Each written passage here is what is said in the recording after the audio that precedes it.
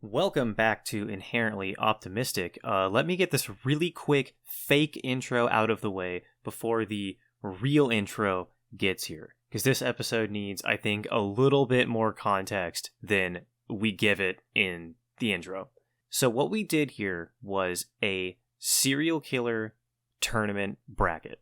We took 24 of the most infamous and dangerous serial killers in human history, and we are going to be arguing about which ones of them would win in a fight.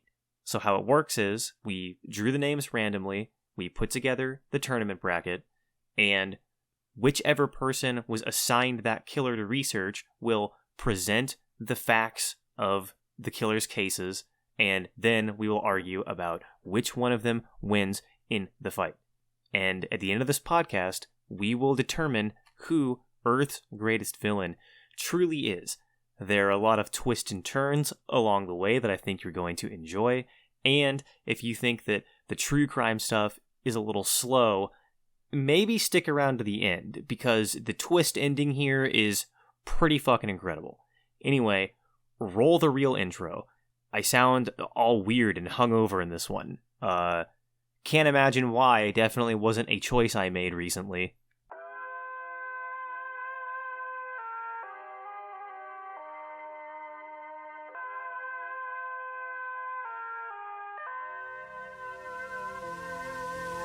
Welcome back to Inherently Optimistic. We are coming to you heavily edited from deep in the rainforests of the great American Pacific Northwest. And this is the show where me and my friends try to get to the bottom of things. I'm Jacob. I'm Curtis. I'm Amanda. And I'm Tim. The first thing that we need to discuss here is some rules to sort of make this argument make any sense whatsoever. So first of all, what is the terrain? What is the territory? How are we doing this? Oh, are we doing a versus fight, well, that's what are I mean. We talking about just crazy serial killer shit? That's what I mean, because if they're in the octagon, right, then things are a little bit different. But they have to be able to flex their skills a little bit. Here's what I'm thinking. As somebody that did no research for this and has no opinion on any of these people, I think we should give the terrain to the one that clearly needs the handicap. So whoever is at a disadvantage has their home turf. Are we saying so we're going to be doing not a battle royale, but it's a battle royale scenario where the two of them are placed in an environment depending on who has the advantage and who needs the advantage. Yes, exactly. Okay. So this is very Fate Stay Night okay. Just fucking mythical superheroes from the past fighting each other. All right, I'm on board with this. So it's a very liminal space. How this is going to work is I've got the bracket set up, so we're just going to go through the rounds, and as I announce the rounds, whoever got the people that are competing against each other are going to give the breakdown of the guys, and then we're going to argue about which one of them wins. And this podcast is probably going to be 1,000 years long, and then at the end, we will have decided who Earth's greatest villain is. All right? Now, for context, did you intentionally select these pairings, or did you draw them out of a bowl that I'm looking at on the table right now? Oh yeah, this is random. This is not, there's no method to this. This was up to the gods. Let's fucking stop fucking around and get into round one. Round one, we've got Gerald and Charlene Gallego and Jack the Ripper. I got both of them. Well, okay, everybody at the table obviously is very familiar with Jack the Ripper, right? He was a guy in Victorian England. He killed all those prostitutes. He fucked them up real bad. What's kill count? Some would say that he wasn't even a guy. Some would say that he was a fucking even demon. So he killed, there's 5 canonical victims. Okay. So the thing about Jack the Ripper is this was obviously famously unsolved. But there's a pretty good chance that he was a dock worker, because dock workers are on a boat and they're traveling around all over the place. And at one point, there was a murder in New York City that was suspiciously similar to the Jack the Ripper murders while the boat that guy worked on was in New York. Right. So we're pretty sure we know that he was a dock worker. So I feel like in our calculus, we need to assume that this guy is probably in pretty good shape. Because if you're a Victorian manual laborer, you're probably working 15 hours a day, picking up fucking heavy-ass crates, moving him around, fucking with the rigging on a ship, and doing all that stuff. I'm and also so he's wondering, probably in pretty good shape. I'm also wondering where he could have gotten the, albeit, old-fashioned surgical skills that he had. Like, for all we know, he could have been a merchant marine before he was a dock worker, or he could have, been on a ship as a medic, or... Oh, wait, hang on. Are you saying that he might have been on, like, a naval ship or something? You're trying to argue he might have been a sailor? Okay. He might have been a sailor before he became a dock worker, especially because a dock worker wouldn't be shuffling between ports, but if he was on a boat... Mm-hmm. Yeah, if he was like a laborer on a ship. Then there's any number of places he could have picked up those skills. Yeah. I feel like we've got a pretty good ballpark on Jack the Ripper, and I feel like most people are familiar enough with that case to where I don't need to do a 20-minute deep dive on it. So I do have a question about the Jack the Ripper, though, as far as his stats go. Yeah. Does this boy have high stealth, or was everyone who was investigating his shit just bad? No. This is something like... So Jack the Ripper, like... He's very famously unsolved, but I don't think that people really understand just how, like, slippery this fucker was and why I'm pretty sure he was an actual demon. One of the ladies he killed was literally right outside the open window of a cop. Dude, also, like, but the other thing is, he was pretty slippery, but the other thing that people need to realize is that if you've done any deep dives into the Jack the Ripper case, you know that this was cartoonishly botched by the authorities. They found a partially eaten kidney in a box, and they had it in the evidence room, and they lost it. You'll find in a lot of these cases, the cops did notoriously dumb fucking shit. Yeah. Anybody who's ever looked into true crime knows that solving a crime is a race to the bottom between who's dumber, the killer or the police. Okay, every time. So he has the minor buff slippery. Okay, gotcha. But here's the deal, though, is that this is actually going to be a pretty rough matchup for Jack the Ripper, and I'm about to explain why. So he's against Gerald and Charlene Gallego, who are a couple of serial killers, which is very rare. There's not very many of them. A lot of people have heard of the Lonely Hearts killers, are the most famous ones. So these guys were operational from like 1978 to 1980, I think. So like the tail end of the golden age of serial killers. This was their MO, right? The Charlene would go out and honeypot young teenagers. She would lure them in, and they would trap them and like use them as a sex slave for a while and then kill them. Okay? And they had 10 confirmed kills. So here's the thing.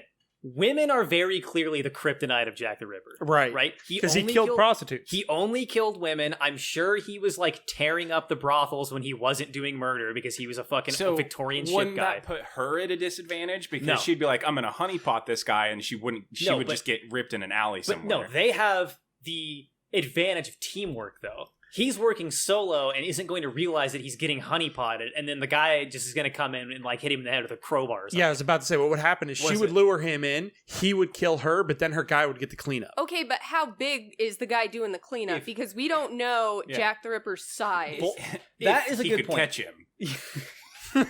Yeah, he does have slippery. Yeah, he does have the slippery perk. It comes down to, do we think he would be in good enough shape to fight two people at the same time?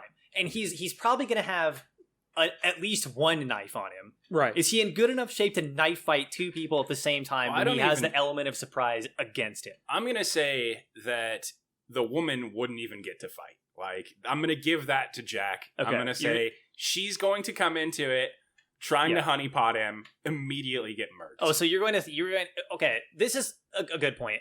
Do they know that they're in this like situation, or are they just, is this like no because they have to not know, because if he knows, then and everyone's always going to be on their toes. Yeah, exactly, and then none of this even works.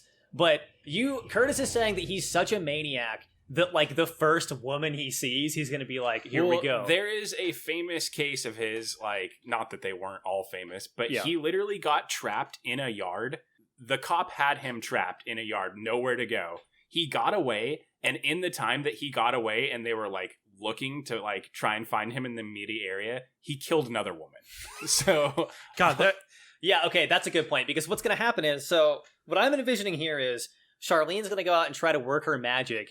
He's going to fucking just immediately murder her in the time that it takes for the guy to like get out of the van and start running. And then it's just going to be a 1v1 between some like dipshit American from the 80s and some crooked teeth fog breather that has demon blood. Yeah, Here's exactly. the thing, though. I'm going to give the home court advantage to Jack because it's 2-on-1. Okay, if it's 2-on-1, if this is happening in Whitechapel, they are fucked. They are so unbelievably fucked. It's not even funny. I don't think people understand. Victorian Whitechapel is a labyrinthine hellscape where just like the screams of tortured victims echo into the night. It was but not in a cop's windows. But wait, it was literally nightmarish. Like even when the Jack the Ripper killings weren't happening and everything was relatively chill in Whitechapel, murder was nightly. It was fucked. Okay, so where did this couple operate? I didn't write down exactly where because I'm an idiot and I take bad notes, but we're talking like suburban America here. Suburban America? Yeah. Oh, so they're used to targeting like the least impressive kind of people. Okay, here's what I'm gonna say then. Yeah, here's what I'm gonna say. Sharks. I'm gonna say my vote goes to Jack the Ripper because it does not matter which environment, Whitechapel or suburban America, they are not prepared for fog hat breathing. Fog hat? That's not what I said. That's a band. Fog breathing demon blood English sailor and or dock worker guy. Yeah. Thank you. Demon. Yeah, they're not demon. prepared. Okay. So this one goes to Jack the Ripper because it doesn't matter which team I he's also on. vote for Jack. All right. I think that's pretty much unanimous. You know who I'm giving it to. Yeah, it sounds like... All right, round 1's going up to Jack the Ripper. We're moving on to round 2, which is also, I think, going to be a pretty short conversation, but the comedy potential of this matchup is very high. Uh-oh. We have Jeffrey Dahmer versus, God. and I'm probably going to pronounce this wrong, the Chimpanawat Tiger. The Champawat Tiger. The Champawat Tiger. Oh no! Fucking Christ. I feel like this is going to be short. Yeah, this is going to be short. What's Dahmer's home field advantage? At this point, I'm wondering, like... Dahmer's home field advantage is Milwaukee. Okay, hang on. We need to lay some context for people who didn't listen to the follow-up episode. We decided, or the bonus episode, we decided when we were coming up with the idea for this episode that animal serial killers count. So there's 5 of them in here, and they're going to be taking you by surprise from time to time. I researched them, and everyone put them in for my benefit because Tim is the big animal guy. So at this point, since we got one of the animals in round 2, which is good because we can get the rule set for the animals out of the way early. Right. So obviously, we can't really have any of the serial killers using guns because that doesn't make any sense. And there's only a very, very, very small handful of serial killers that shoot people anyway. Mm-hmm. Right. It's not usually their vibe because they're lunatics. Yeah. And it really sort of just like stacks the odds in favor of the guy who has the gun. Right. So, well, you could give them a gun and then like put them in the animal's terrain. What I'm proposing here is, number 1, obviously Jeffrey Dahmer is going to get the environmental advantage here. Yeah, we're doing this in Milwaukee. I'm gonna say anytime it's a person versus an animal, the person's got to get the home field. And also, I think that the other thing that we need to do, because some of the animals on this list are actually fucking insane, so we're going to have to say that if there's we're going to have to do this like a court of law. If there's like reasonable doubt that the person could do it, we probably should just give them the victory to keep things interesting. Honestly, I just want to be able to read all my research out loud on these animals. I want the 2 people to present their arguments. Yeah, okay. Who's got Dahmer? Hi. Jeffrey Dahmer, right? He was actually one of the few on my list that isn't still alive and got murdered in prison for being Jeffrey Dahmer. For being Jeffrey Dahmer. Gonna take points away for that. So...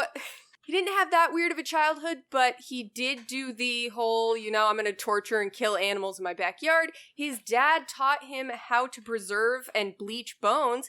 That apparently came in handy later as he was trying to make docile sex slaves that would submit to his every whim. This is where you get the famous injection of acid into the frontal lobe, all of those things.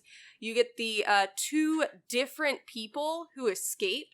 The first one was, I believe, 16 or 17 years old, Filipino young man who got away. 2 women found him, flagged down a police officer, said, "Officer, he's bleeding from multiple places on his body and he seems distressed." The officer, and this is the through line of cops being incompetent, Curtis, said, no, it's a domestic dispute, and sent the young man home with Dahmer, who then killed him. What the fuck? Took pictures of it, right? He killed 17 men and boys. Damn, I didn't realize Dahmer's kill count was that high. That's way more That's than pretty I thought. crazy. So, basically, he would, okay. All right. So this is the 80s to the early 90s. Right. See, Dahmer's advantage here was that he preyed on men seeking gay sex, and at the time, the authorities didn't give a fuck about queer people. The classic At the serial killer time. move of targeting people that nobody gives a shit about. Yeah. Exactly. He was not super physically intimidating, but it did take two separate people getting away from him before he was finally brought to justice.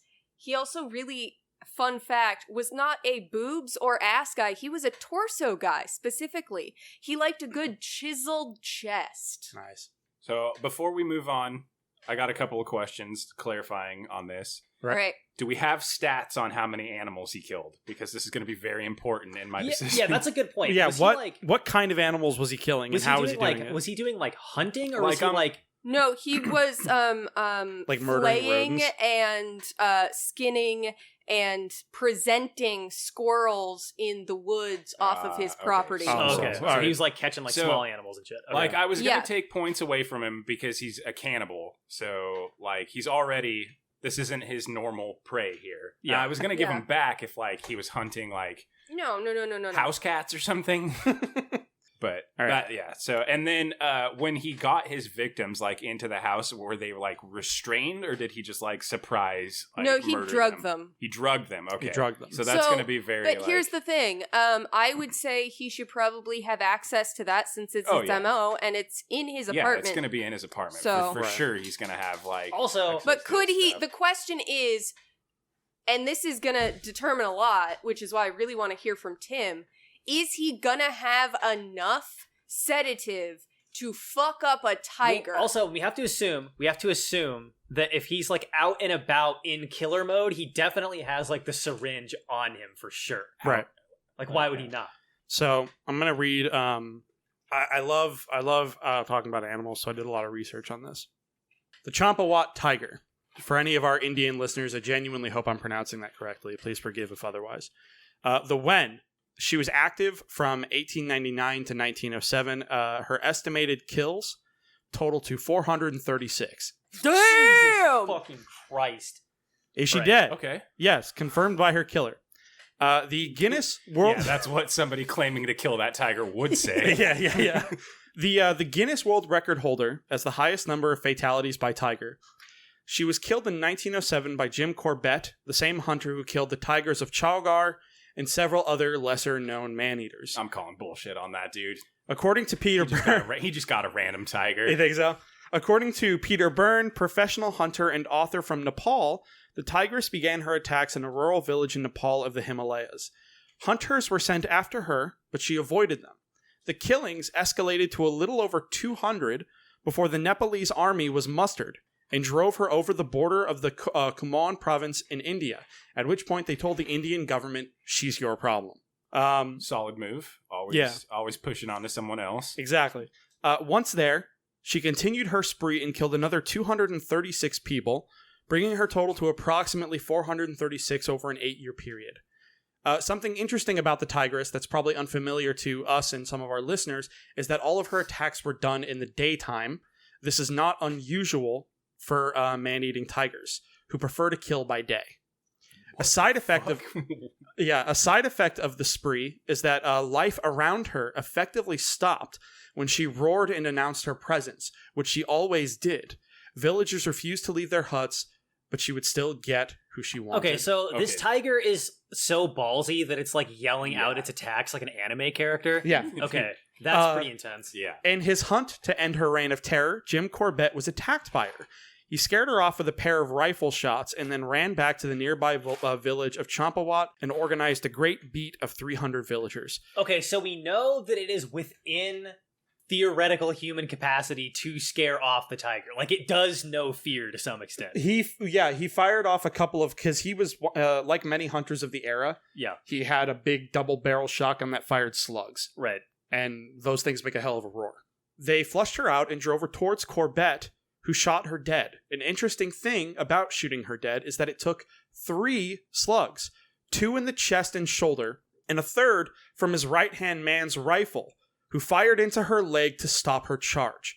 Corbett had only the 2 shots before needing to reload, and if his aide hadn't hit her and stopped her 20 feet from them, she would easily have killed one or both for sure before succumbing to wounds by Corbett's slugs. Dude, what kind of just dead shot freak is this guy's partner where he opens up vats and shoots the leg to stop it from what the fuck? Yeah, most people would just shoot center mass, but he's like, no, I'm shooting the tires out of this motherfucker. It was very clear to him that shooting her center mass hadn't stopped her. She was hit in the chest and shoulder by 2 slugs from a shotgun. Yeah, but at that point, I'm surely a third slug, which I guess is why I would be dead, and the guy who opened up vats lived. Yeah. But that's what I have written down on the Champawat Tiger. Okay. All right. So, as the person who researched Dahmer for this episode, I am going to go ahead and call it there, because Dahmer. Okay, here's the thing. Dahmer didn't even have a syringe. Unfortunately, he was crushing up sleeping pills and putting them in people's drinks. Oh, damn! No. Not even so unprepared, dude. And he got beaten to death within a couple months of being in prison. I was gonna say she would take him out. I was gonna say the biggest black mark on Dahmer's record is that he got beat to death in prison, which means that he couldn't even fight a guy. Yeah. So how is he supposed to fight a tiger? I was gonna try and present an argument, but the second you told me that he was crushing pills, it was over. Yeah. See, yeah, Curtis exactly. was imagining that maybe he could get lucky and sneak up on the tiger and drug Not it. even Or while she was pushing him, he would get defense stab her with the syringe and get lucky. I imagine Dahmer's the kind of guy that's just watching old westerns and it would have spooked the tiger. I don't think so. But yeah, the Champawat Tiger, she's very formidable. Well, Milwaukee Cannibal, fucking see ya. Honestly, bad luck on the draw that you got matched up with the tiger, buddy. I would have liked to see you get to the second round. Fuck Dahmer. He's not even that interesting. Fuck this guy. He has a high kill count, but he also just no style, man. Round 3. Round 3 is going to be the Cleveland Torso Killer and H.H. Holmes. That dude, okay, hold on. Yeah. The Cleveland Torso Killer, that's a hell of a name. Yeah, Cleveland Torso Killer's got a bit of a reputation. And he So, I actually had... Kind of weirdly excited about this one, not gonna lie. I had the Cleveland Torso Killer, and there isn't that much information about the Cleveland Torso Killer because it's one of the famous unsolved mysteries. Right. So, he was operational during 1935 to 1938 in Cleveland, Ohio, and he killed 12 people.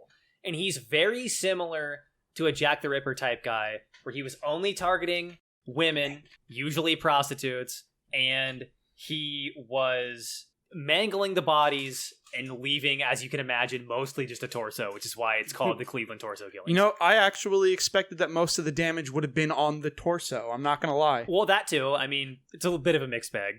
So, the thing about the Cleveland Torso Killer that's interesting is that there were a lot of other suspiciously similar torso killings kind of all over the country around the period of time that he could have theoretically been active. And one of them was the Black Dahlia killing. Some people have theorized that the Cleveland Torso Killer and the guy who killed Elizabeth Short in the famous Black Dahlia murder are the same guy. Here's what I'll say about the Torso Killer, is that we should probably treat him very similarly to how we treated Jack the Ripper, right? He's got that slippery perk. And he's like a traveler, so he gets around quite a bit. Here's my argument, is if this is actually happening in the 30s and 40s, this is in a time in the United States where travel was not as simple as it is now. Cars couldn't make it across the nation very reliably. But there were trains. That is true. There were trains. It makes me a little bit more skeptical that this dude was just going all over the United States murdering people. He probably had a job that allowed him to do that, like another character on this list that we will get to eventually. Right. And who was his opponent? H.H. Holmes. So who got H.H. Holmes? All right. So your boy Herman Webster Mudgett. Okay, now I know why he went by H.H. That's Holmes. a name, dog. Yeah. So sucks. Herman Webster Mudgett, born in 1861. Died in 1896. His verified kill count is actually only one person. He claimed to have murdered 27 people. Yeah. But we have to take that with a huge grain of salt. They always bullshit on how many people they killed. At least 2 of the people he claimed to have killed were found alive and well after he was put in prison for the one murder he was Right. convicted God of. damn it. Was That's that so good. Was that like part of his angle where he claimed to kill people that were like No, so or like still alive? So he's like, oh man, I must What not have killed anyone else then. no, so the thing about H.H. Holmes is he actually wasn't the serial killer that people give him credit for. He tried to be. He did build the Murder Castle Hotel, as it's affectionately known in the true crime community, in Chicago, Illinois for the World's Fair, but it never actually opened because he pulled a Trump and didn't pay the people who built the building. So Right. the cops came in, found it all, and went, dude, what the fuck? And the only thing he ever got charged with was the one murder of somebody he had grifted and like exhuming bodies to sell as medical displays. I was going to say, the one thing that I know about H.H. Holmes is that he was kind of a failed con man. Like, he tried to con people into building this place and failed because he couldn't fucking cough up the money. He tried to con people into thinking he was a prolific killer and failed because they found the people that he killed alive. So, H.H. Holmes is just kind of a loser. Like, what? He like, really is. What, like, Well- he doesn't even have that, like, serial killer snake energy where they No. can, like, manipulate people, because Right. he didn't even get away with doing that. No, so I think what would happen Well, I if mean, you pitted these two against each other is H.H. Holmes would probably talk his way out of it and escape. He'd lose. Well, here's what we need. If we're giving him, he's clearly he has to have the home field exactly. He's advantage on clearly this at the one. disadvantage here, which means that this battle, in my opinion, needs to be taking place inside of the murder hotel. That's what I was thinking 100%. also. all right. So when the cops showed up and searched it, they found doors that led to rooms that led to nowhere. They found false staircases. They found rooms that had been rigged as gas chambers. They found rooms with chutes down to the basement. The basement contained vats of acid where he would melt the flesh off of bodies. Whatever you can do. This is kind of fucked up to say, but I'm kind of bummed out for him that he didn't get a chance to use any of this stuff. Yeah, Like, he you know what I mean? invested all the capital and then fucked himself. Like, I kind of wish that he would have been able to be Jigsaw for like 3 or 4 years. Do you know what I mean? The real question is, does the sheer power of that house make up for his massive fuckboy energy? I think it kind of does. I think, like, just the engineering and the planning here Well, I think is a lot. Assuming that the house is fully functional, I would have to give it to Holmes. Like, what there's so much going on in there that he had like Okay. planned Okay, this out. is going to be a Scooby-Doo style chase where H.H. Holmes is literally chasing the torso murderer through his murder castle with the cops keystoning behind him. So this is what it's going to come down to. How did he kill the one guy he killed? yeah. He bludgeoned them. He bludgeoned him with what? I thought he killed like an older lady. in Yeah, it was a grift. woman. Yeah, Yeah, it was a woman in a grift. So he tricked an old Yeah. lady into his place. basically to get money. No, Like, he didn't it even wasn't trick in the old place. lady into the place. Yeah. I think he There's- you're killed probably- hang on. the old lady in like her house or something. His This- only confirmed kill is an old lady that Yeah. he bludgeoned. Yeah. Okay, that counts. I could bludgeon an old lady tonight. I'm So- going to be honest. I actually want to vote for the torso guy because So, I don't want to see such I a think bitch what's go gonna forward. happen, You know what I mean? You know what I think would happen is the torso guy, if the cops were locked out, right? We didn't have any outside interference. Yeah. I think the torso murderer would trick H.H. Holmes into dying by his own murder traps.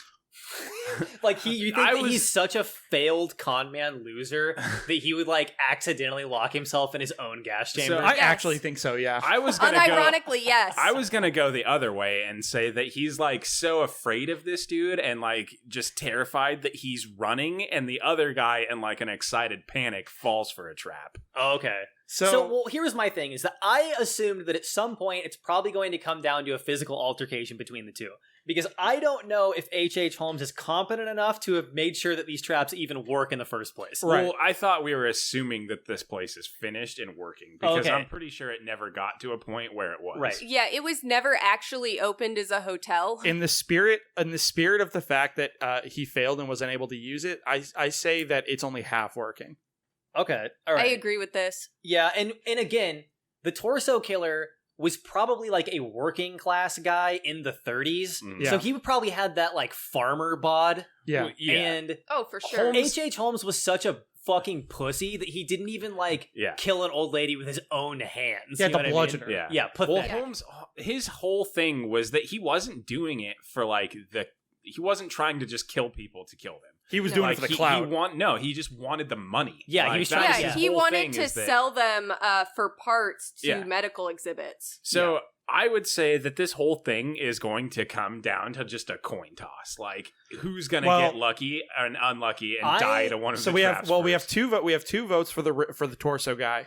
Your vote is a coin toss, or do you want to vote? No, for Holmes? I literally would say that it's just going to come down to who accidentally dies. I'm casting my vote in favor of the torso killer on this one. Cleveland torso killer, I think, is walking away with this one for sure. Holmes, he's just too incompetent. He sucks. I didn't realize that we were going to be getting a guy whose whole story was just failure. Yeah, I thought for sure. I thought if you would have asked me how many people he killed, I would have said at least 4. I did not know that it was only 1. Yep. All right, I'm crossing him off the list. He's out of here. For round 4, we have the Golden State Killer and the BC Pig Farmer. So, Golden State Killer, Joseph James D'Angelo. He didn't get arrested until 2018. When was he active? He, like 70s, 80s. That's wild. And probably like that entire time. Like, we don't really know when he stopped because how could you know? Right. So he didn't get arrested until 2018, and his case is ongoing. There's literally pictures of him in court with like face masks on because he's doing his trial during the pandemic. Oh, yeah. So this is like ongoing. Okay? Jacob, are you going to share with us how this motherfucker got caught? Because to me, that is like the most interesting part of this fucking story. Yeah, I'll go over that. But so as far as like how he killed people, he is a break and enter killer, which is rare, and they're the most dangerous kind because that's very fucking ballsy, and you need to like you're gonna just go into someone's house. Yeah, you're just gonna in America, by the way. Like some people listening to this are in like Europe might think that it's like pretty easy to walk into a house. If you walk into a house in the United States to ping up, the only reason he got away with this is because he was in California. If you walk into somebody's house in the middle of the night, uninvited in Kentucky, you are leaving in a body bag. Dude, here up in Washington, we're unironically like we're West Coast, but we're a gun culture. My question is did he case out people or did he just go random? Because if he's casing out people following like easy targets home, this is going to change the narrative of this. That's actually a very good point. Much like most break-in killers, he did case the joint first because you kind of have to get away with it. I mean, that's why I'm saying that it's going to change my opinion on him. Like, if he was so fucking crazy that he would just drive up to a random house, break in and murder people, hands down, I would have given it to him. So he probably did that some percentage of the time, but he definitely did have like a habit of casing places. And so he has 13 confirmed murders. It's probably way, way, way higher than that. Almost for sure. Like 15, you said? 13. 13. That's actually really wild. It's probably higher. And again, I cannot stress this enough. He fucking got away with it. Like he's like in his 80s now. Yeah. God, that's insane. Yeah. And as far as like the actual killings, they're really not that interesting. Like we're talking about like whatever he fucking bludgeons a guy, a lady, he bludgeons a lady, strangles a lady. Like who gives a shit? Yeah, that's not important. What's important is that he fucking got away with it, and he was a break-in killer. So which is insane. he was a break-in killer. He was not a gun guy. No. God, that's wild. Was this all taking place in the same area, or was he like spreading them out? It was in Bay Area. Yes. Is what we're talking about. Well, the Bay Area is like multiple cities basically overlapping. Exactly. He was getting around in California. And then how was he covering them up? He wasn't. Well, I mean, so he was just clearly going in, murdering someone, and then moving on to the next one. He actually was a former police officer. I was going to say he also, and something that I realized researching all these serial killers, a lot of them are either ex-cops or ex-military. Do with that information what you will. Yeah. To remind everybody, that's the Golden State Killer. And he is up against BC Pig Farmer, which I believe was Amanda's pick. Jacob, you didn't talk about how he was caught. Oh, fuck. Yeah, sorry, I forgot. So the Golden State Killer was caught because the police got a hold of some familial DNA from one of those... I think it was his granddaughter. Yeah, from one of those, like, genetics heritage websites. I don't remember which one exactly. And a lot of them are like 23andMe, and like another one was like, oh, we don't give away DNA. But yeah, listen, they totally do. You know, they're all those motherfuckers are selling your DNA to China. So if the Chinese can clone you, and then course. they can send the doppelganger to your house like a changeling, and it will kill you, and then nobody will know that you'll be replaced with a Chinese super soldier. I've already been replaced. FYI, don't kill me, Xi Jinping. All right, so take it away with his opponent here. All right, so this one is actually kind of close to home. We're not too far from British Columbia. This episode also brought to you by the Piggy Palace Good Time Society. What the fuck did you just say to me? I can't believe you didn't know what that was. So, Robert Picton, the butcher. Yeah. Born in 1949, still alive actually, in prison in BC. Okay, so we know that he's tough enough to survive in prison. That's Canada. Yeah. Fuck off. Yeah, you're right. He is our Canadian entry. You're absolutely right. That guy would have got fucking wasted in a U.S. federal prison. Well, okay, is he English Canadian or is he Quebecois? He's English Canadian from BC. All right, he's probably from our town and just moved to Canada. So, Robert Picton, he targeted prostitutes along the I-5 corridor. Classic. He was convicted of 6 murders, but he was present and committing crimes between 1983 and 2002. You see, what happened is the FBI sent a confidential informant in as his cellmate in prison after he was convicted of the 6 murders for which they found evidence at his pig farm. Which he, did try to register as an event venue called the Piggy Palace Good Time Society. That is a nightmare. Dude. It actually worked for a while. And they had parties there. They did. They had parties there, and then they started noticing that women were going missing. So he actually confessed to 49 murders while he was in prison, and it wasn't I killed 49 people. It was fuck, I got sloppy. I wanted a perfect 50. God damn it, dog. So, but again, I have to say, anytime a serial killer confesses to extra murders, you always have to think that there's a possibility they could be bullshitting because they lie about how many people they killed to seem cooler all the time. The thing is we actually don't know how many women he may have killed because he was explicitly targeting, like serial killers do, women that nobody would be looking for, vagrants, migrants, hookers, sex workers, So it's been a long time since I've heard about this guy, but wasn't his brother kind of his partner in all this? Yeah, so basically what it was is they owned a pig farm and he was raping and killing women. And then I thought you were going to say raping and killing the pigs for a second. No, I don't know why my brain went there. He was feeding the bodies of the women to the pigs. The only reason he got caught is because they found some of the items from the missing women. The only DNA evidence I believe they ever found was some of the teeth that the pigs couldn't pass. And for those of you who are unaware of the all-time most basic serial killer trivia, if you've ever seen Silence of the Lambs, Gary Oldman's character in that movie Mason and also Verger. the book is based on this guy. Yes.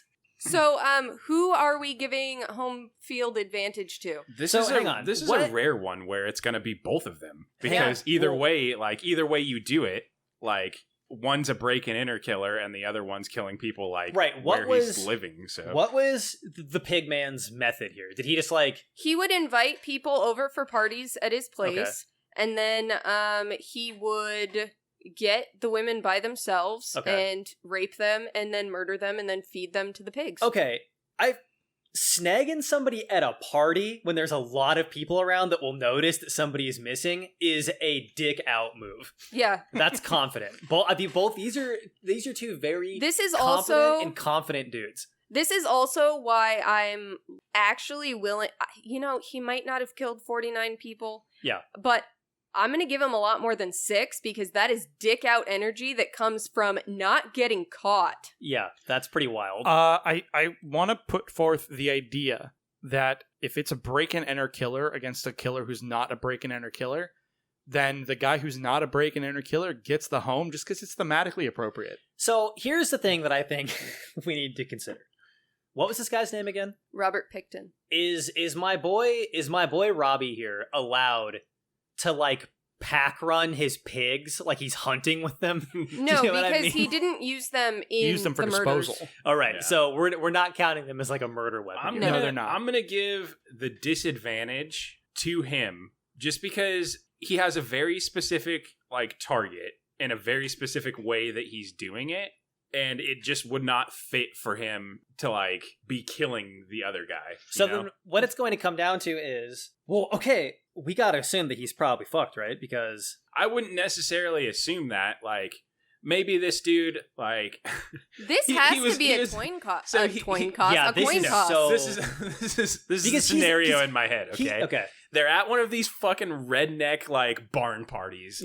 And the one guy is casing the place to break in and murder, and his fucking cop brain is seeing the other guy sneak off with this woman. Oh, right. Like, and he's like, right, he's a trained observer. Yeah, and he's also a killer, so he knows. He sees the signs, and he follows them out, and then the battle ensues. And in that case, I'm going to give it to the guy who doesn't surprise and kill women and who is willing to break and enter someone else's home.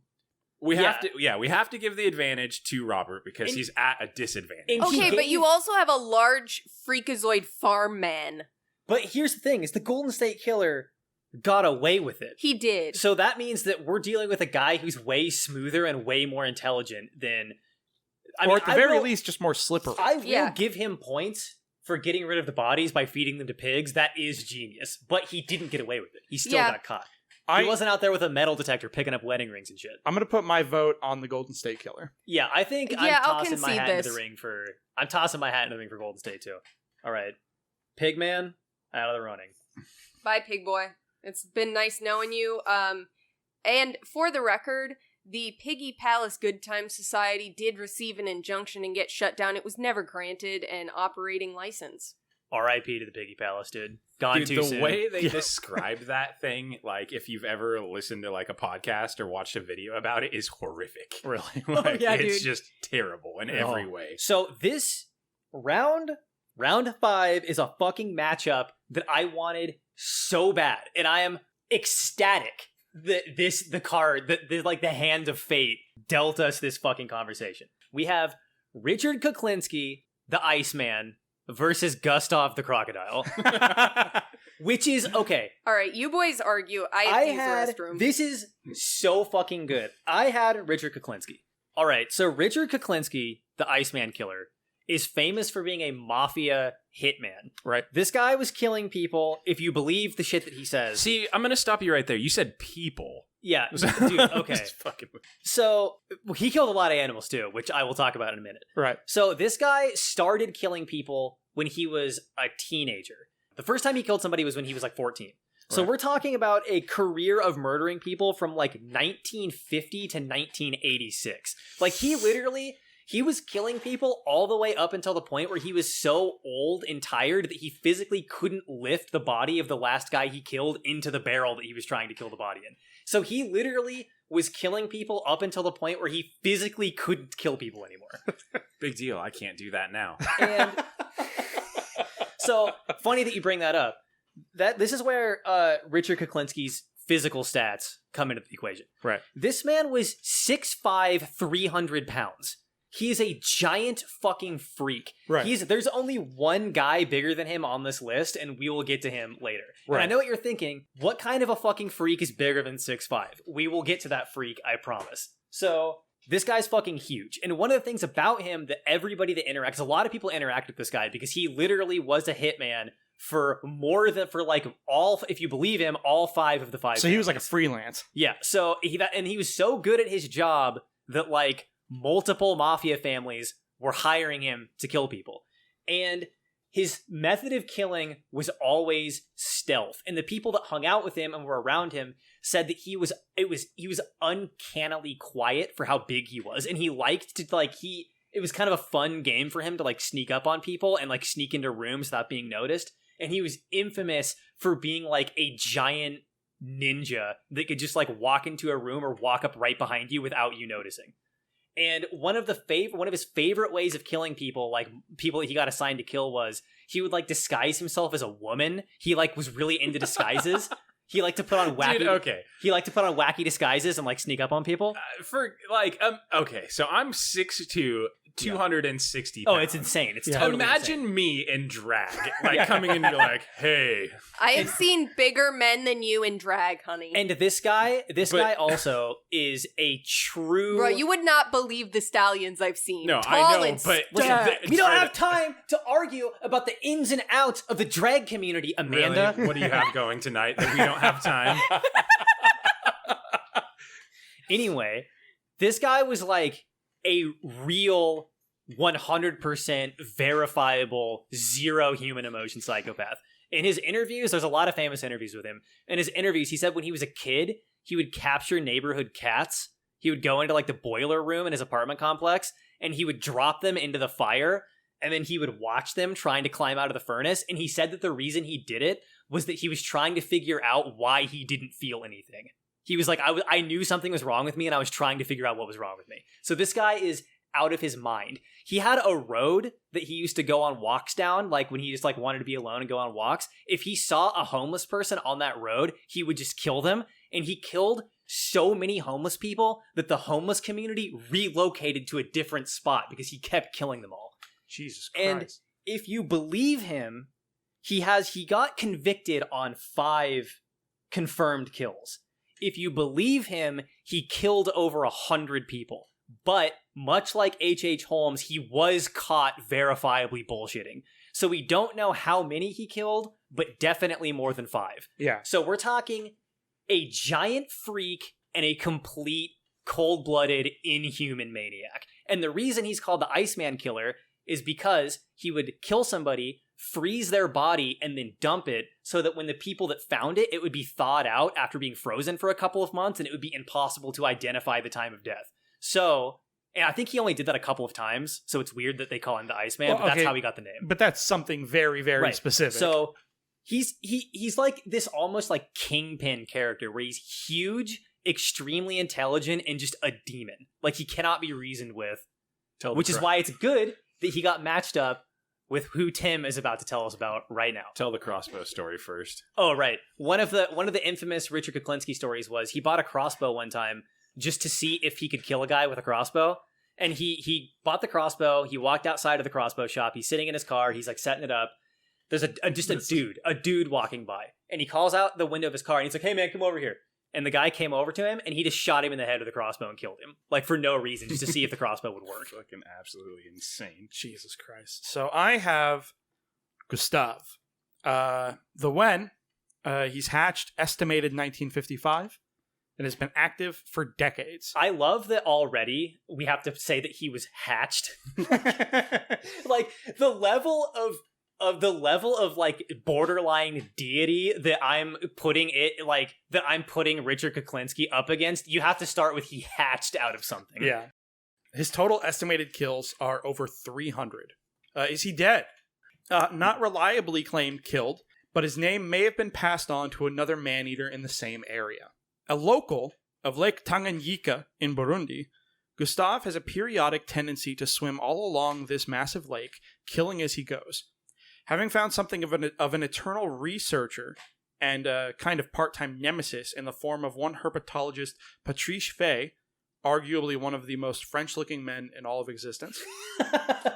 One year, Fay tracked his path of destruction in 17 swimmers, bathers, and fishermen killed and devoured between Kanyosha in Minago and Kabezi and Magara. In 2004, Fay tried to capture Gustav to relocate him, with no success. The last night that they were able to attempt it, they had to leave because of a brewing civil war in the country, or I believe it was a neighboring country. A storm knocked the camera pointed at their cage and tied up goat askew, blinding the attempt for the rest of the night. Later the morning, the cage was partially underwater, and the goat was missing. Right. But that could have been any predator. This was demonic powers. Well, they had seen Gustav in the area, which is why they put him there. This man has the power to start a civil war, summon a storm, so you're telling me and disappear a goat. You're telling me that Gustav is like Sobek on Earth? Is Yeah, what you're saying? probably. Okay. Recently, there's been speculation that Gustav might still be roaming the lake, and he's been spotted both in 2009 and in 2015. So I feel like we should clarify to people who are unfamiliar with the Gustav case. when you say he was spotted, you might be thinking surely they're just spotting any crocodile and saying that it's Gustav. Gustav is very identifiable for reasons that we should probably he's very identifiable for reasons I'll actually get to. Yeah. In 2015, he was spotted dragging an antelope into the water. What's not especially clear is if that animal was in fact our boy, or if his name is passed on to another larger than typical crocodilian on Lake Tanganyika. What makes it difficult to tell and why I personally doubt it, Gustav has kind of two particular traits. He has an unusually high growth rate. He is 3 times larger than a crocodilian estimated of his age. It's 3 times larger than a crocodilian that's in his 60s. Also, by the time a crocodilian is in his 60s, they tend to start losing teeth, and they're less capable of becoming a man-eater. There have been recorded visual sightings of Gustav where he has not lost any of his teeth despite his size and age. Crocodilians are kind of like crabs. As long as they're alive, they never stop growing. Something else that's notable about Gustav is that it's not known if he's dead or whether or not he's passed his name on to another croc. There are legends and accounts of Gustav tanking machine gun and Kalashnikov fire, disappearing into the water after being successfully shot, only to reappear again and kill several swimmers. Also, one of the other sort of legendary markers of Gustav is that he's missing an eye because somebody shot him in the face and he survived. Yeah. He has multiple bullet wounds, including a missing eye. There are more than one claimed instance of him bearing bullet marks of scars from bullets of large caliber, and multiple attempts by the locals of Lake Tanganyika to organize hunts with machine guns. They've thus far been unsuccessful to the best of anyone's knowledge. There are claims that he's been dead, but it's never actually been reliably confirmed. I want to see a body. Yeah. All right. I don't believe it until I see this thing rotting in a grave. Yeah. And I don't know if you put this in your paragraph that you prepared here, but Gustav also would run into groups of people and just rampage and kill several and then go back into the water and just leave the bodies alone. Yeah. So he wasn't even eating people. Yeah, he didn't always devour his kills. There were times that he would just rampage, kill a couple of people according to eyewitness reports, and then disappear back into the water. Something that's interesting is that when Patrice Fay went after him, he noted that Gustav, when he didn't have the drop on locals and when humans had snuck up on him to record him or shoot at him, he was notoriously skittish. Well, I mean, how else could he have avoided getting shot or captured that entire time? He had a notable fear of humanity when he didn't have the drop on them. So what I'm hearing here is that sounds like a hard counter to Kuklinski's stealth tactics. You think so? Yeah, I think so. Hang on, who are we giving? Hey, how much? Do you got some more to go on here, Tim? You got some more important details? No, that was all I had on Gustav. Okay, so who are we giving? So here's the thing: we have a human who is a huge freak for human standards, and then we have a crocodile who's a huge freak for crocodile standards. Yeah. So like, who are we giving the advantage to here? Obviously, if we're in like waist high water, Kuklinski is getting owned. Like, there's no way. Pretty much. It all comes down to where they are. If Kuklinski's like on the shore or in the water, like Gustav's gonna fuck him. But if Kuklinski has the drop on Gustav's gonna run away and live to fight another day. Yeah. I would really argue where was Kuklinski mostly operating? Was he operating somewhere with water where he might spend time by the water? He was mostly in cities because he had to be around where the mafia was operating because he made a lot of his like he did like he sold like a bootleg pornos and like had a bunch of weird like business strategies to get by, but he was pulling in a lot of money from being what involved if we with the mafia. injected some absurdity into this? What if we injected some absurdity and we decided that they were going to fight in the sewers underneath the city? Dark mode, not Batman and not Killer Croc. God, that's rad. Right, so this is what I'm thinking, all right? Yeah. He goes down and he's like in the sewer, he's got a cat in a bag, and he's like, I'm gonna try this one last time. Like, see if I feel anything. Right. He's drowning this cat, and as like the cat, Gustav pops out, saves the cat immediately. Yes! I think eats the cat. So we all know it's like a Lake Placid scenario. Right. Like, everybody at this table and everybody listening who's ever fucking watched the most basic elementary school tier nature documentary knows that crocodiles and alligators and all similar species have one kryptonite. And that's if you can hold their mouth shut and somehow like go for that ride long enough to survive, then you might be able to pull off killing them. Another thing about crocodiles and alligators is when they come up out of the water, when they submerge themselves, their nostrils, the way they're shaped, create air pockets. And so they can hold that, and it doesn't blow. If you stick your nose up one of their nostrils, it bursts that. Stick your nose up a nostril? Finger up one of their nostrils, it'll pop that air bubble, and they have to resurface. Yeah, but would the Iceman know about that? So first of all, the mystery fourth voice is Emma, who is off mic. Fifth voice. Fifth, whatever. Fuck math, dude. I'm a YouTuber. What? This is fucking film school math. Anyway, yeah. If it's not part of his analytics, he doesn't give a fuck. So. Right? The mysterious off-mic voice is Emma, who is hanging out in the living room while we're doing this episode. And that is an obscure crocodile fact. I'm not banking on Kuklinski knowing that. Kuklinski was also... He was also kind of like a nerd about like animals, if I remember correctly. Right. There's no holding that thing's mouth shut. Even if you do, it's going to death roll and crush you. And we didn't impress upon the audience how big Gustav actually was. Yeah, Gustav is truly massive. He is a huge, up to 30-foot saltwater crocodilian. So a 30 foot. 30 feet is insane. We got to give this to the crocodile, my dude. I'm gonna put on the record that while my vote is for Gustav, I actually wanted to see Kuklinski go further down the line. I was hoping he wouldn't run into one of my crazy man-eaters like immediately. We're going to have to do a losers bracket where it's all the losers versus Gustav. Yes! Okay, so here's, again, and I said earlier, if with the animals, in fairness, we kind of have to, like, do a court of law thing where we're saying if there's, like, a plausible chance he could do it, and if there's anybody on this list that has a plausible chance of being able to do it, it's both the Richards. I was off by 10 feet with Gustav's length. He's closer to 20 feet. Estimated 20-foot saltwater crocodile. I mean, that's better, but not by much. Yeah, okay, sorry. I think there's a reasonable doubt, though. I see what Jacob's saying. Like, there is a reasonable scenario where Kuklinski could, trap his mouth and fucking not get bit and then just, like, run up a thing and be like... But hitting a critical point on a crocodile is like so hard. The thing is, one critical point on the back of their skull. What if we make it? Know that? Like, what if we don't make it to the death? What if we just make it to the getting away? Can you get away from this gigantic animal? Because 300 plus. Couldn't. It's like, okay, so you're saying the scenario is Richard Kuklinski's like on the shore of a river, and Gustav is in the drag, water, trying to sneak around. Yeah, and Gustav is in the water, and they're having a standoff. Like, which one turns around first? Kuklinski could get away, but when we put Dahmer against the tigress, like that, he wasn't going to get away from that. So I would like to state that a gentleman's draw, and then we propel Kuklinski for just.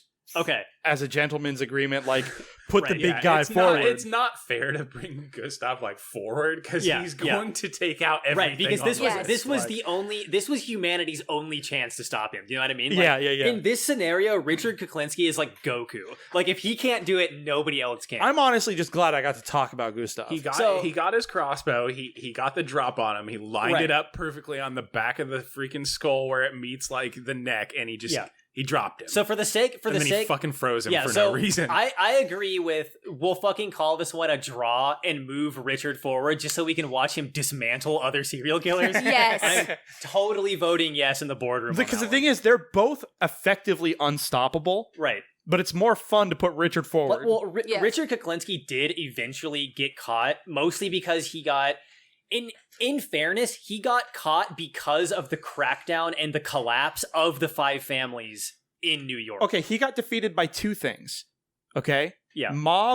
The mob collapsing is not his fault. Yeah. And he got defeated by time, which defeats us all. Right, exactly. Well, no, that literally is true because he got caught when he killed a guy and he was trying to put his body in a barrel. He couldn't he was having a hard time picking up the body and putting it into the barrel. And then when he got the guy into the barrel, he was too lazy and tired to weld the top of the lid shut. So when he rolled the barrel down, because he dumped the body at like some toxic waste dump or whatever, where they like had a bunch of waste barrels in a ditch, because this is the 80s. Yeah. And he rolled the barrel down into the hole with the other barrels. And because he was too tired, because it was like late, it was like 4 a.m. to weld the lid shut, the lid popped off and the guy's like shoe was sticking out of the barrel and somebody saw it. And that's the only reason he got caught. Was like you said, the ravages of time getting us all. So Yeah. they both are effectively unstoppable. Yeah. All right, so we're moving our boy the Iceman forward on this one. All right. Just do me a favor and don't cross out Gustav's name. Yeah. Put asterisk next to the Iceman. Whoever wins this whole thing has to fight Gustav. That's like the end. Yes. Like it's like fucking what is that game? It's like Nidhogg. Your reward for winning the tournament is getting sacrificed to Gustav. Yeah, exactly. No, it's even worse. Like, at the end of this, we'll have one winner, and then we bring them all back into an arena. It's just animals versus people. Round 6, we've got Gary Ridgway, local Washington State. the Green River Killer. Our local boy. Yeah, local boy, Gary Ridgway, the Green River Killer, versus the Beast. Oh, So this is pretty good. I hope you guys are ready for a lot of French names. So I've got Gary Ridgway, and honestly, there are a couple of killers on this list who I put them on there because they're famous, but they're kind of bench warmers, right? Because we were kind of doing a lot of research for this, and I didn't want to like spend the next month picking out like some of the like weirdest and wildest guys. I kind of wanted to like put people on here that the average audience is going to probably to have heard of them before. Right. So Gary Ridgway is, like I said, kind of a bench warmer. He was operational from 1982 to 2001. Even he stopped for 9/11. And Never forget. he killed 48 people that are confirmed, which is an insane amount. That is actually really crazy. He has one of the higher like confirmed kill counts.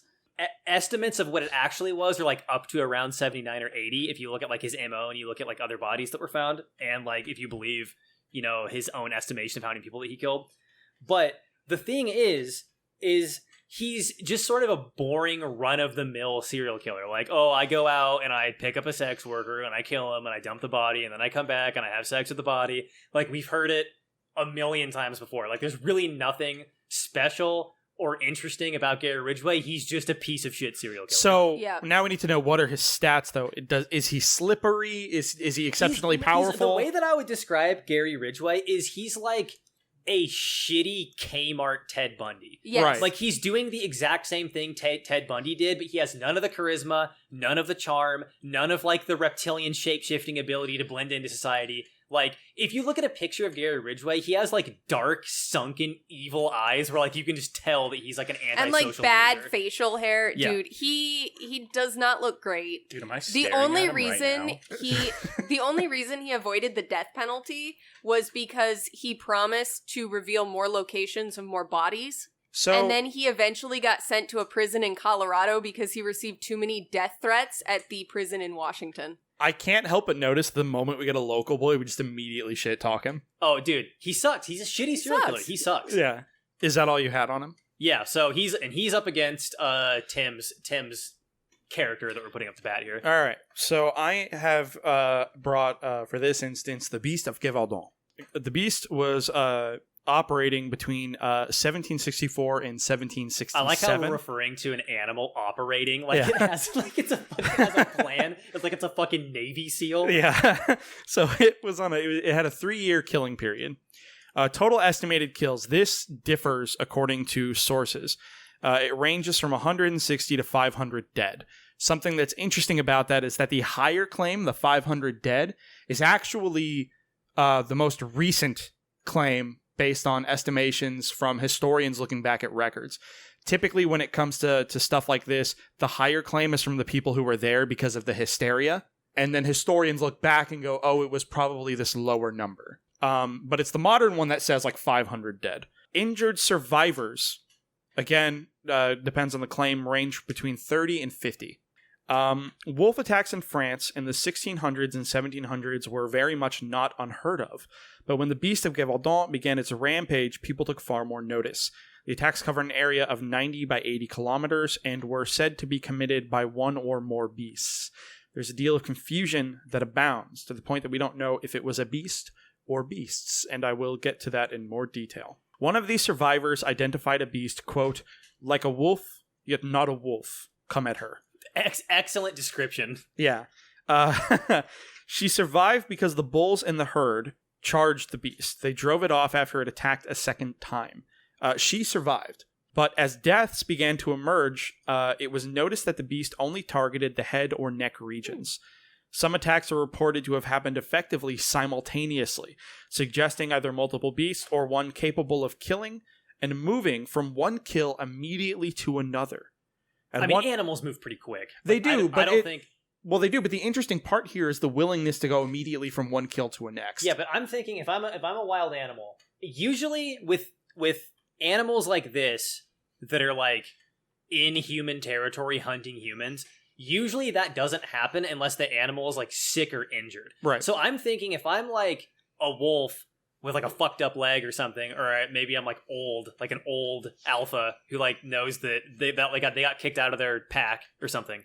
I could imagine that if I walk into a clearing with like 3 people, I'm probably just going to assume all 3 of them are a threat and like waste all of them before I try to like eat the one that I killed. Well, and this is fair. We'll get to the state of the animals that have been caught and claimed to be the beast soon. At one point in early 1765, 8 friends were attacked by the beast. They survived by grouping together and driving it away. The king then took notice, awarding the men and dedicating units of the royal army to the hunt. The royal army officer, First Captain Dumal of the Clermont Prince Dragoons, and nice French there. Thank you. And several guards attempted to hunt the beast, but failed. They were joined by 2 professional wolf hunters, the Deneval, but the parties clashed on how to do it. After no success, the 2 hunters were relieved by the royal lieutenant of the hunt, Francois Anton. This is like the king's personal huntsman. Right. In September, he killed a large gray wolf, Le Loup de Chasse, and claimed it was the beast in question. It was identified in part by survivors who recognized scars on its body. Le Loup de Chasse was stuffed and sent home to Versailles. Following reports, some survivors who claimed that they were pups and a bitch, Antoine stayed and hunted down the family, which seemed already larger, or hunted down the bitch and a pup, one singular pup, which seemed to be larger than its mother, like a big genetic freak. Right. Which would make sense because the beast itself was huge. Yeah, it was described as huge by pretty much every survivor, much larger than normal. However, that December, 2 boys were attacked again, and soon after, there were dozens more attacks, and some of the shepherds witnessed that the beast had no fear of cattle at all. The killing that finally marked the end of the attacks and the hysteria was credited to a local hunter, Jean Chastel. In June 1767, the beast was brought to the castle of Marquis d'Apcher, where it was opened and the remains of its latest victim were confirmed. The written results of this autopsy were known as the Marie Report. Now, current theories hold that it was likely a number of wolves or packs of wolves in an especially brutal few years of wolf attacks, even by France's standards. All over Europe, tens of thousands of deaths by wolf were recorded in the 18th century alone. That's the century where all this happened. Yeah. Wolves were going nutty on the mic. There is some doubt, however, as to the identity of the killers. Theories hold it may have been a melanin-heavy hyena or lion escaped from a local lord's menagerie based on some eyewitness reports. I have seen, if you look up pictures of this thing, there was one artist who did like his artist rendition of what it probably looked like based on witness description, and it looks way more like a cat than a wolf. Now, it's funny you say that. Some reports were conflicting, and eyewitness accounts that were translated into art suggest it may have been something other than just a pair of massive wolves. The paintings you're talking about are by Walton Ford, made in 2015, based on recorded and translated eyewitness accounts at the time, paying particular attention to the beast's size and odd, not quite wolf head shape. One popular theory, entertained to some degree by the film Brotherhood of the Wolf, might be that it was a wolf-dog hybrid. A wolf / panther / lion / hyena situation. We're pretty sure that statistically it probably the most generous interpretation, like the most nerfed you could possibly make this thing would be just a massive wolf. A big wolf. And or a big wolf-dog hybrid. I wouldn't even say that it needed to be like a freak wolf, because people at this time in history were smaller and more frail because diets were shitty. People were smaller and more frail, and I genuinely don't think a lot of our audience understand just how fucking huge wolves actually are. Yeah, wolves are very big. So I would say that like if we're going to give, first of all, just for the record, I've already crossed out Gary. Well, hold on. Oh yeah, let me present we my all argument. knew that was happening. Okay, all right. And Curtis has been pushing for the exoneration of Gary Ridgway for a long time. I knew him personally. I don't think he did it. Okay. Yeah, of course. But I will say, so Ridgway obviously has to have the home field advantage, right? Absolutely. So 100%. this is the scenario that I think is going to happen. He is out looking to hide a body, right? Right. He's gonna go. He's gonna fucking push it in the river. Yeah. Right? The Green River, you might say. the Green River. Yeah. The beast comes out and startles him. He immediately retreats to the river and drowns. Okay. You know what? Can I desecrate his body just because he has forever tainted the name Green River to the point where we can't even have Green River fucking soda anymore? Yeah, so, and I take that as a personal affront, Mr. Ridgway. If we use the Gary, even if we use the most nerfed possible version of the beast and say that it was just a normal wolf, like Ridgway's fucked. Well, you're talking about a normal wolf versus just one of the most beta serial killers that exists. Well, you can't give it to the beast though because Gary drowned. Like it's a draw. The really funny thing, this is a draw. The really funny thing is that Gary's home field advantage is also kind of just the wolf's like home field advantage. Exactly. The Pacific Northwest is just kind of Western. Like we do have wolves here. Mm-hmm. Yeah. I would say though that it would definitely swim out and like scoop up his carcass. So Part of this is like whichever one would be more entertaining to move forward, and I want to see the beast in this thing. Yeah. Gary Ridgway can fuck off, dude. He's out in the first round. All right, beast moves forward. Next round. He's got to have an asterisk. We're in round 6.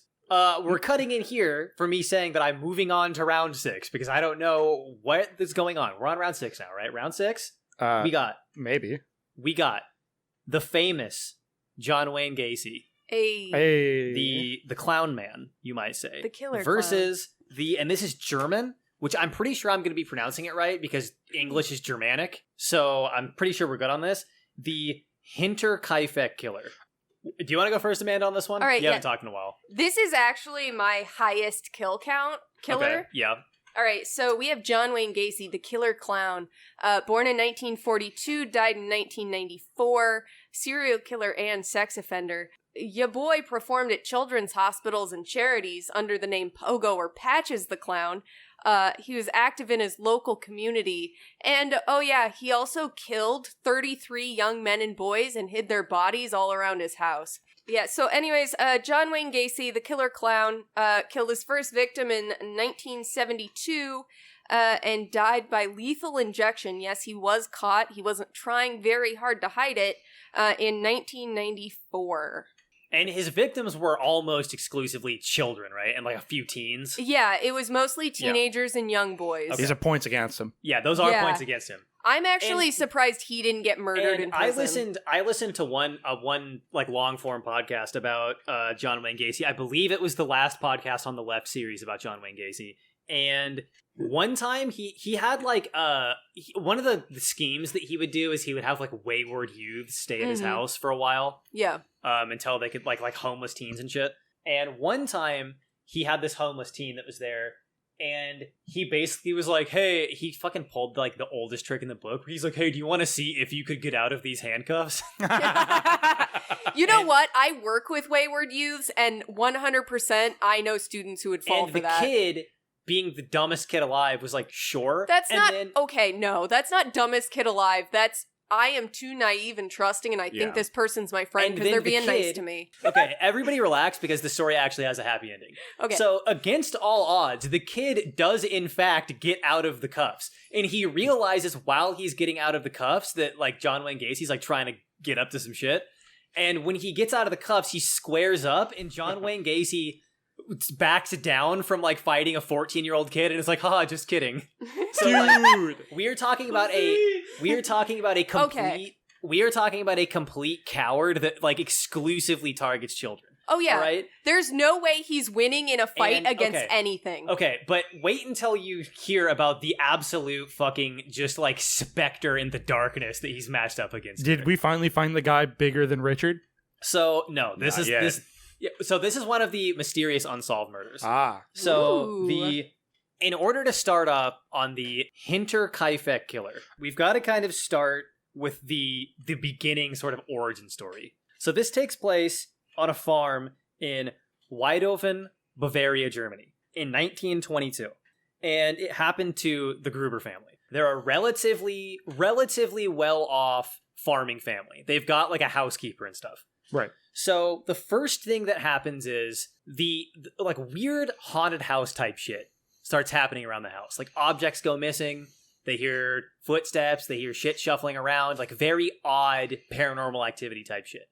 It gets so weird and fucked up that the housekeeper actually quits because she's tired of working in a haunted house. Nice. So all of this like weird, allegedly paranormal activity that leads up to one day one of the neighbors stops by and sees that the entire family has been murdered. So hold on a second. I gotta jump in. The housekeeper, I'm pretty sure, quit because at one point, this is all taking place during the winter. Yeah, this is all, and that's important. There are fucking footsteps in the snow. No, that happens. What you were talking about, I'm gonna cut you off because I'm going to. That's in here. I thought that was the reason that she happens quit. at a different key moment. So she quits, and after all that happens, one of the neighbors realizes that the Grubers sure have been quiet lately, and goes to see what's up.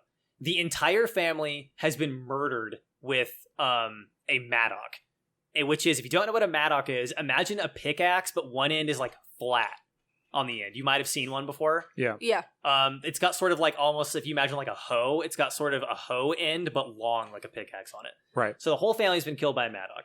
At the time, they didn't know. So there was just like a mangled, like bludgeoned family that had been killed. Now, the scariest thing about this was, on the scene of the murders, there was one set of footprints in the snow leading away from the house. So whoever or whatever, because this may very well have been a demon that killed this family, had been in the house probably for the entire winter, and that was probably what the maid and the family were hearing, and who was like moving around objects and like making the house seem haunted was like a maniac that was just like waiting in the house for like the moment to kill everybody with an axe or a mattock. The neighbors didn't, they took their time coming to like check on them because there was still smoke coming from the chimney and there was no reason to like believe that anything terrible was going on because, I mean, they're clearly home, like, except for it's not them. And during all of this, all of the animals were taken care of. So he was just living there with their mangled corpses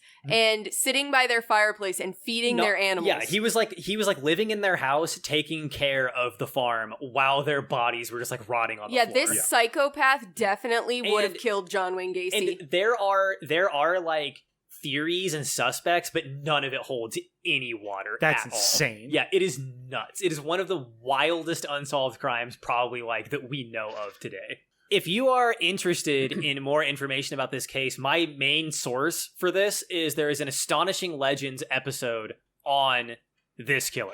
God, that's wild though. That's super crazy. Yeah, it's fucking terrifying. If you just Google like pickaxe murder or like probably mattock murder, you'll find it. It's very famous. So I go to sleep listening to these fucking terrifying podcasts just like because I like to. Yeah. And there has been very few that like I had to just be like, okay, I need to calm down from this, and that was one of them. God, that's crazy. Okay, so I think we're all pretty much unanimously agreeing that there's no fucking way. Like we're talking about an actual coward who couldn't even fist fight a 14-year-old child going up against like an inhuman monster. To the point of where we literally don't even know like if it was a guy. Like this could have been a fucking vampire. We don't know. I'm gonna sit here and just give my prediction that out of all the humans here, that guy, if he doesn't get like whacked by an animal halfway through, he's going to the top. The fact that he's taking care of the place and like is just like, oh, I'm not gonna let these animals starve. Like, it's what nuts. Fucking maniac, like murders.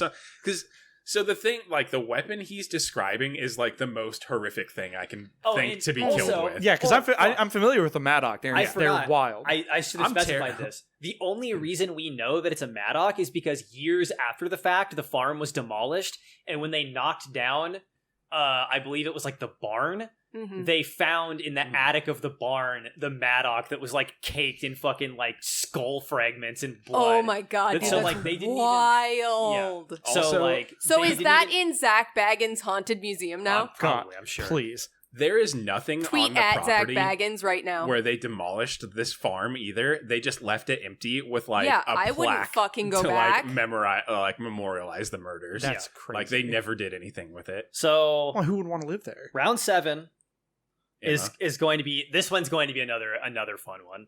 We've got the Zodiac Killer versus Old Two Toes.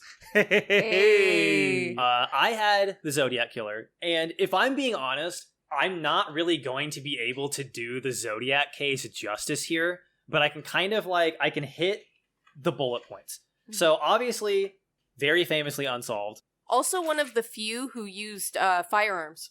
So I'm not going to be able to fully do the Zodiac justice here, but I can give you kind of the basics. He killed at least 5 people, and he claimed in his notorious letters to the FBI to have killed somewhere around 37. And he probably did kill more than 5, realistically speaking. So the thing that made the Zodiac Killer unique was that he would kill people in broad daylight, like in public. Like there was one killing where he just walked into a park where a couple was having a picnic on, and he had an executioner's hood on, like a bag over his head, and he just basically straight up shot this couple in this public park in broad daylight. And he would do stuff like that and was getting away with it consistently. And he sent a whole bunch of these weird coded letters to the FBI that I think just recently the final letter was decoded. Yeah, so they it were was recently. It was decoded in the last couple years. Yeah, so the Zodiac cipher is indicative of this guy being extremely intelligent. It took literally the best code breakers on Earth up until now to break his codes. Which timeline did this Ted Cruz come from? And he was operating in the 70s. God, that's wild. So the thing that I think is going to be in the favor of the Zodiac Killer here is that he's super fucking intelligent, and he isn't going to hesitate at all and does not give a shit. Because this isn't like a John Wayne Gacy, Gary Ridgway type fucking coward. He was out of his mind. Right. And that's definitely going to be in his favor going up against an animal, which Tim is going to tell us about. All right, time to talk about Old Two Toes the grizzly bear. The Wen is from 1912 to 1922. His total estimated kills, which are really actually low, most of the animals that I brought here have triple-digit kills. Yeah. Old Two Toes has confirmed killed 3 people. Is he dead? Unknown. There are some claims, but none have hard, photographic evidence. Wait, hang on. What time period did this happen in again? 1912, 1922. He's got to be dead by now. Well, yeah, I mean, but, did he die in his, Oh, did he die, in action? Yeah, basically. Yeah. Old Two Toes has relatively few kills to his name, but his story is interesting. He's a damn grizzly bear. In May 1912 in Montana, a prospector named Johnny Graham found tracks belonging to, quote, the biggest bear I've ever seen. Jesus Christ. He decided to trap it and kill it. He set down a 60-pound trap near his bait, and 2 days later went back to find it gone. He tracked the blood and found the massive animal still in its trap, struggling to free itself. He put 2 bullets in its chest and went to inspect his kill. It wasn't dead, it was just stunned. Yeah. And it ripped into Johnny Graham after ripping its own hand free, losing 3 of its claws. A passerby found Graham and promised to get help, but when the posse returned, they found him dead of his wounds. 4 years later, 2 men were hauling supplies across Yellowstone and paused at Soda Butt Creek to camp. In the middle of the night, one of the men, Pat Welsh, was awakened by sounds of a bear tearing into his food. He tried Butte. I'm very sorry. He tried to scare the animal away with banging pots and pans, but it didn't really work. Well, it is a grizzly bear. That seems like a bad strategy. Yeah, well, that doesn't work on grizzlies. That would work on other bears for reference of the audience. Most bears are cowards, grizzlies are not. Yeah. Old Two Toes turned on Welsh, who grabbed a hand axe to defend himself. The bear swatted it away and batted Welsh to the ground and was very busy killing him when Welsh's partner frightened the beast off with Roman candles. Too late for Welsh, who died of wounds a couple days later. Tracks on the site afterwards confirmed it was our boy. Massive grizzly, missing 2 toes on, I believe it was his left hand. Years later, in 1922, notorious prospector and poacher Joseph Frenchy Doré found a massive grizzly in one of his traps that he'd put along Slough Creek near Yellowstone's border. He ran back to grab his rifle and inform his wife of the find, telling her he would be home before nightfall. He was found 2 days later, dead and having fired only a single shot. The bear trap was dragged away and found a year later. Tracks once again confirm it was Old Two Toes. There's no instance of a hard confirmed kill on Old Two Toes. Some legends claim that Frenchie's one shot was enough for the bear was never actually seen again, like having killed somebody. Others say that the bear attacked a man named Dale. We don't have a last name. Knocking him into a ravine, and when the bear came down to finish him off, he fell off the cliff and onto his back, and Dale quickly shot it 3 times in the belly and chest. That's the only information I was able to find on that story. There's no pictures, and I haven't found an interview with the man named Dale in question. Another story involves government wagon drivers placing dynamite under some food laid out as a trap where they blew the bear up. But again, I only found a reference to this story, no actual hard evidence. And that's the story of Old Two Toes. So, at this point, we obviously know the disadvantage going to the Zodiac. So I think... not necessarily, because, I mean, this is a hard one. Because if it was me, I would fuck up a grizzly bear. Right. So I think that we might need to make an exception to our gun rule and give the Zodiac. Well, because he was a gun killer and it's a grizzly bear. Yeah, we kind of have to. Okay. But here's the problem, though. Let me ask you. I am willing to give the Zodiac a gun if you tell me what kind of gun he was using. He was using a pistol. So this is the problem. I know it was a pistol. No, here's the problem. It was a small caliber snub-nosed revolver. Okay. Uh-oh. Exactly. He had a Saturday night special. Yeah, it was not like... It's not something you're going to kill a grizzly with. So here's the problem. We were willing to give the Zodiac his gun. Yeah. It's not our problem that he picked a shitty gun. Small PP energy. If he would have had like a 308, if he would have been a sniper killer, if he would have been like that clock tower guy, Yeah. then like he could have done this. But very was likely. that Kent State? Yeah, I think so.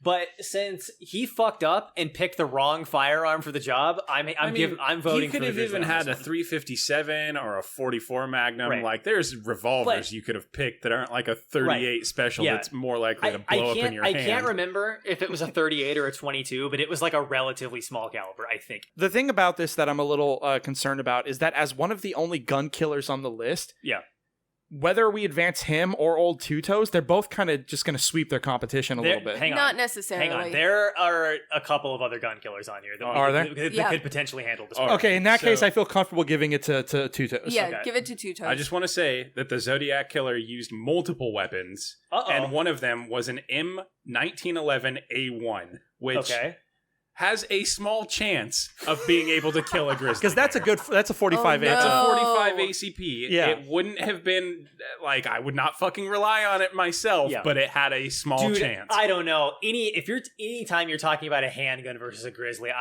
because you gotta imagine, a lot of people who aren't very familiar with guns don't know how like difficult it is to be accurate with a handgun at a distance, especially if you're like getting run down by a bear. Well, the thing about that is that if he's willing to let the bear come close before he shoots, or if he's like desperately being mauled, he could like just put the barrel against its neck. At that point, I'd still give it to Two Toes because he literally was mauling somebody who tried to shoot him and shrugged it off. Yeah. He mauled somebody after taking 2 bullets. The problem is the Zodiac is definitely enough of just like a bloodless psychopath to not experience fear while being chased by a bear. But I mean, he would have to like get like a perfect fucking brain pan shot, which would be so hard. Yeah.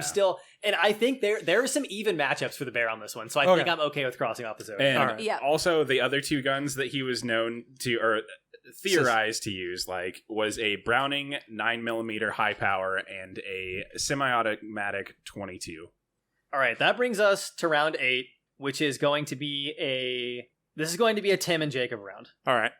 We've got Ted Bundy, pretty man serial killer Ted Bundy, versus the Savo Man-Eaters. Is he going to charm his way out of this one? I don't think so. He's not even... Oh my god, Ted fucking Bundy. Sorry, Man-Eaters. I'm not from around here.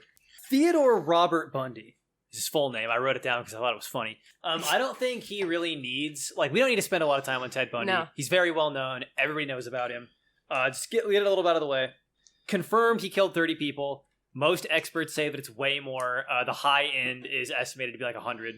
The interesting thing about him is that Ted Bundy was like a lizard psychopath. it was very easy for him to blend into society. Like, nobody, like, when he was caught, nobody was like, everybody was surprised. Like, he wasn't a weird loner. Like, he kind of just, like, had a normal life. And it was, like, sort of shocking when he got caught. That was, like, his, like, relatability and charisma was, like, sort of his superpower. And he also escaped authorities twice. So he's very charismatic and very sort of intelligent and is able to fit into any social situation. And he used that to kill a bunch of prostitutes and do a bunch of very boring serial killer shit. Ted Bundy, in my opinion, one of the least interesting guys. He was just a very charismatic dude that hated women a lot. Right. Now, if he was matched up against any other human on this list, I would say that he would probably win most of them, just based on his, like, sheer ability to be a very charismatic, manipulative maniac. Mm-hmm. Unfortunately for Ted Bundy, he is not matched up against a human. All right. He is matched up against the Tsavo Man-Eaters, the Ghost, and the Darkness. You know, you already know you're fucked when, like, the enemy that you're pit against has the moniker, the Ghosts in the Darkness. Yeah. Like, already, it's like this Lord of the fucking Rings. One was the Ghost, the other was the Darkness. It's singular. You just blew my mind. I didn't know that it was the Ghost and the Darkness. I thought it was the Ghosts in the Darkness. No, it's the Ghost and the Darkness. That's so much worse. Yeah. The Wen is 1898. Their total estimated kills are 135. There are some modern day challenges that think it's closer to 40, although I have comments on that when I'm done reading my thingy. Were they dead? Yes, they were confirmed dead by their killer. Tsavo lions are different from other maned lions of Africa. They are incredibly aggressive. Lion tamers refuse to work with them because the few times they've been tried, they inevitably turn on their handlers all the time, whereas other lions would not. Their prides are 10 females and 1 male, as opposed to the Serengeti prides of 20 plus 2, because Tsavo males refuse to share any kind of power. The Tsavo man-eaters, colloquially and pop culturally known as the Ghost and the Darkness, after their larger-than-life film, which was made larger than life to make it more believable than the true events, I'll get to that as well, terrorized the crews constructing a bridge over the Tsavo River in 1898. Quoting a survivor, a worker on the railway who wrote it down, quote, "Hundreds of men fell victim to these savage creatures whose very jaws were steeped in blood. They were eventually killed by one Lieutenant Colonel John Henry Patterson, the guy who was in charge of building the bridge. And their stuffed bodies are currently held by the Field Museum of Chicago. You can go see them today." I've actually seen them. And the thing about, They're okay, I guess. I don't know if you mentioned this at the beginning, but the thing about the Tsavo subspecies of lion is that they're pretty small. They are. They're not as big as a normal lion. They are small and they don't have manes. And I think, were both of the Tsavo man-eaters males or females? They were both males, which is actually really crazy because Tsavo males refuse to share power. Yeah. Tsavo lions attacking locals is not unheard of. One of the articles sourced in my writing, written in 2010, saw 2 people attacked and killed within weeks of each other around the time the journalist arrived. His guide effectively shrugged and said that's not unusual in Tsavo. Despite this, professionals insist that Tsavo lions are not more inherently bloodthirsty than their cousins.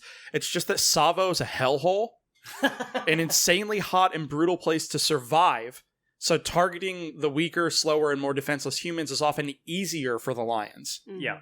Hey, ladies, do you like an early 20s Val Kilmer? Do you want to see him covered in grime, sweat, and blood, brandishing a firearm? Does your boyfriend want to watch something bloody, I guess? Ghost in the Darkness. It's an excellent film, but the thing about it is that it was made larger than life. They added a character like a professional hunter who never existed to come help him out, and they took out some of the crazier kills that were recorded. Like, one of the craziest kills that was not included in the movie, but was recorded by survivors who witnessed it, was someone on a moving train going through Tsavo. The lion leapt on the side of the cart and yanked the person through the window out of it. Dude, at that point, it's just spite. Like, they're doing this for the thrill. Well, the locals thought they were demons. I will say... Yeah, I think they're demons. I will say that I think out of all 5 of the animal serial killers that we have on here, I think the lions actually have the lowest power level. Yeah.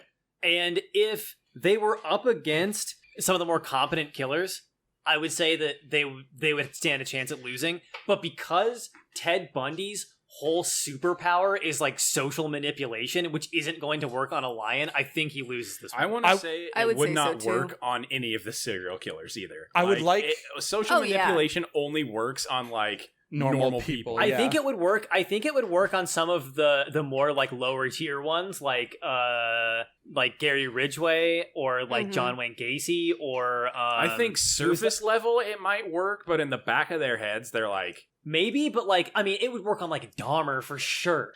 I would like to point out one more thing about the Savo Maneaters before we move on. The general hardiness, maybe not of one, but of the second. The first was killed by a single shot from a high-powered rifle. The second one took like 4 shots from the same high-powered rifle to bring down, and the last, I believe, 2 shots were delivered while it was wounded, screaming, raging, and climbing a tree to get at Patterson. Yeah, that's pretty wild. So, I don't know if that affects the calculations, but sometimes might. They roll the dice on their survival checks. Yeah, it might.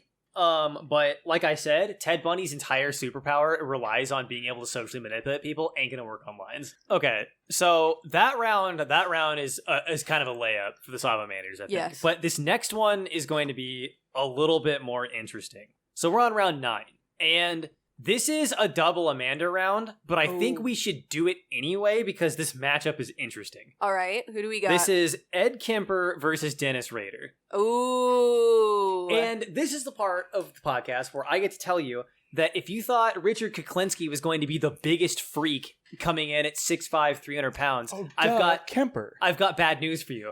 Kemper is 6'9", 300 pounds. Thanks for stealing my thunder, buddy. Yeah, we'll start with Edmund Ed Kemper, the co-ed killer. So he was born December 18th, 1948, which I believe makes him a Capricorn. His kill count is 10, including his grandparents. So he had the classic, like, parents divorced, he moved in with his... So he was born in California, moved in with his abusive mom in Montana when his parents divorced, moved back to California, killed his paternal grandparents. Those were his first murder. He got sent to Atascadero State Hospital as a youth. So his first murder was at the age of 15. He got released and then over the span of 11 months killed 5 college students attending UC Santa Cruz, which can personally say it's just a bunch of buildings out in the woods. I don't know who designed your campus, but I have nightmares about that place. So you're telling me that literally is just like a serial killer magnet. It's like a college out in the woods. Amanda and I have been there on a vacation, and it is literally a redwood forest, just with a bunch of buildings randomly like in it. Just in it. I mean, that's cool, but it's very cool. But that is a recipe for disaster. Indeed. So anyways, over the course of 11 months, he killed 5 college students, his mother, and his mother's best friend. Yeah, so he was a big motherfucker, 6'9". He was pretty personable. He was one of the first serial killers that the FBI started interviewing when they started profiling these people. And his voice was notoriously nice sounding. He actually, from prison, voiced hundreds of audiobooks, including multiple Star Wars titles. That is wild. Yeah. You might want to retcon that one, Disney. Oh, yeah, dude. No wonder they're not canon anymore. Ed Kemper was another one of those people where he'd pick up women, he'd strangle them. It was mostly sexually motivated, that sort of thing. And he just, like... doesn't feel anything, man. The thing that saves Ed Kemper from being just another boring Ted Bundy, Gary Ridgway, is the sheer fucking size of this absolute mutant. Yeah. 6'9" is unfucking believable, dude. Didn't he, like, do horrific things to his mom after he killed her? Oh, yeah. I think he banged her dead body. I believe so. Yeah. Really awkward that you phrase it like that. Yeah. Yeah, he was into some necrophilia, and I'm pretty sure there was also some corpse mutilation. Oh. Yeah, but again, the thing that shocks me the most is... just the sheer like, size. What are the odds that not only you would get a guy that is 6'9", which being almost 7 foot tall already is like very statistically unlikely. Yeah. Then what are the odds that he would also be a serial killer? So clearly Ed, the big boy Ed, has the size advantage here. Yeah. He does. Tell us about his opponent, Dennis Rader. Dennis Rader, the BTK, as he was known, was born in 1945. He's still alive and still in prison as well. His kill count is 10, so they have even kill counts. His moniker stands for bind, torture, kill, and that's actually something he sent to the police as a suggestion for his name. Yeah, by the way, big ups to the media for constantly fucking up serial killer investigations. Like, okay, I forgot to mention this during the Golden State one, but the woman herself, Dianne Feinstein, totally fucking botched the Golden State investigation by doing a press conference and like revealing a bunch of information about his killings to like warn the populace. And her doing that totally fucked the investigation and is one of the key reasons that he ended up getting away with it. Yep. Good one, Diane. Oh yeah, so basically classic serial killer shit. He was another breaking and entering. Okay, breaking and entering, we've already established breaking and entering is extremely big dick energy. Yeah, so he had a series of different jobs that were occurring while these kills were happening, right? But one of them actually, and this is the scariest one, he worked for ADT Home Security. So he would actually... The calls are coming from inside the house, boys. Yeah, dude. Yeah, so he actually knew the weaknesses in the systems and knew how to let himself in and out of people's homes. And then he would kill, typically by shooting or strangulation, the husband and the children, strangle. He would bind, torture, and then kill the wife, take pictures. Sometimes would steal their lingerie. It was all very sexually motivated. Keep in mind, this was all happening while he worked for ADT, was president of the Lutheran Church Council. Classic. Typical. And a Cub Scout leader. Let this be my time to point out that Protestants are not to be trusted. No. So, okay. Who has the advantage on this one? This seems like... Well, I would like to bring up my earlier idea that if someone's a breaking and entering killer, they immediately lose home field advantage. Yes. Okay. Because that's their element. So here's the problem. We've agreed with very few exceptions that we're taking guns out of the equation. Yes. Right. And so the bind, torture, kill guy, Dennis Rader, who his whole thing is subduing and binding his enemies, is going to have to subdue and bind somebody the size of a Lord of the Rings troll. Yeah, Ed Kemper's too big of a freak. I was honestly really hoping that we would get an Ed Kemper Kuklinski matchup, and it would just be like in Full Metal Alchemist when the two ripped guys meet each other, and it's like a flex off. He's so big, dude. No. It's insane to even imagine. I would give this to Ed Kemper. He's honestly. also a strangler, which means he knows how to use his size. Yeah, he's going to put those fucking gigantic, car tire sized hands around Dennis Rader's neck and just pop his eyes out. So again, we need to present the scenario. This is what I'm picturing in my head: is BTK breaks into the wrong fucking house.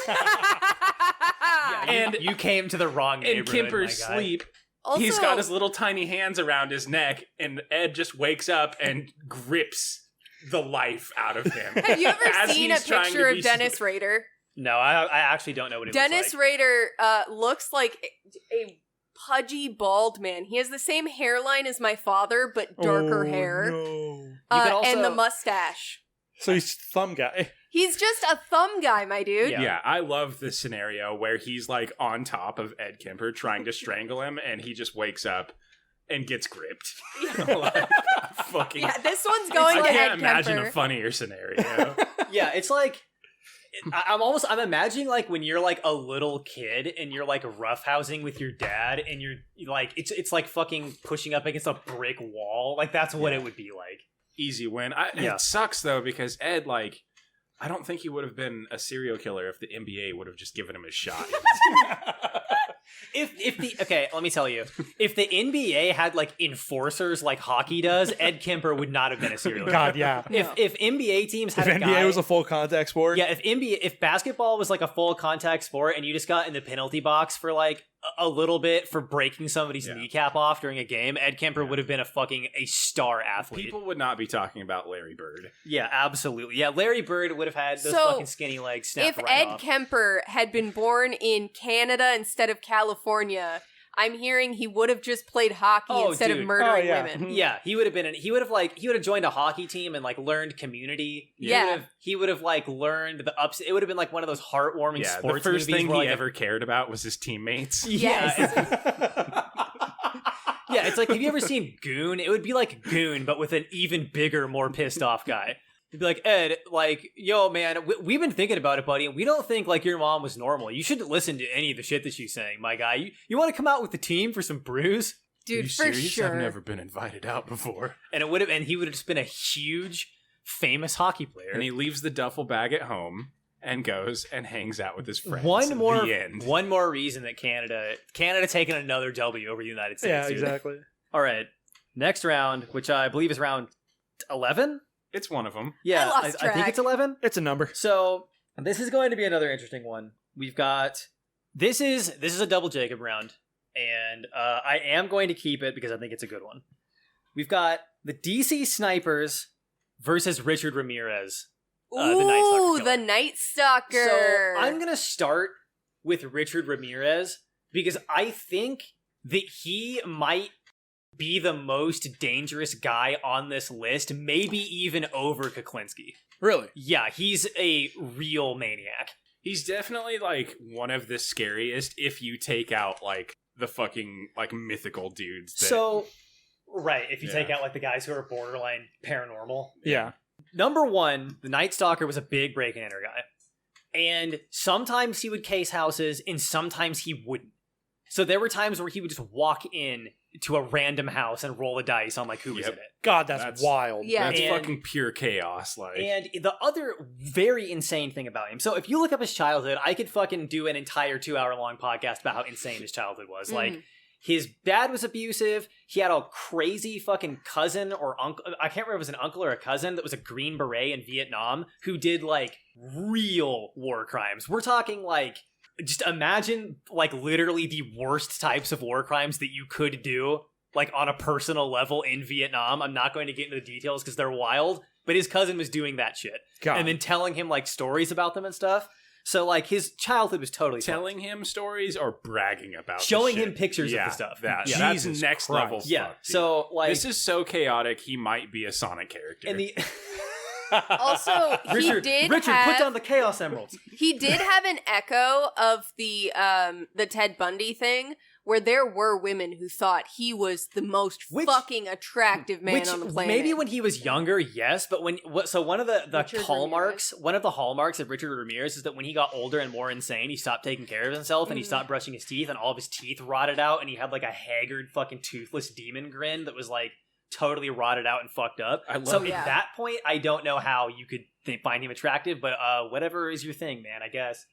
Dude, the actor that they got to play him in American Horror Story, like, is his twin. It's fucking freaky. It's insane. So, and the other insane thing about Richard Ramirez is, if you remember my tweet from a few weeks ago. No, I don't read your Twitter. Of course, that's probably a good choice.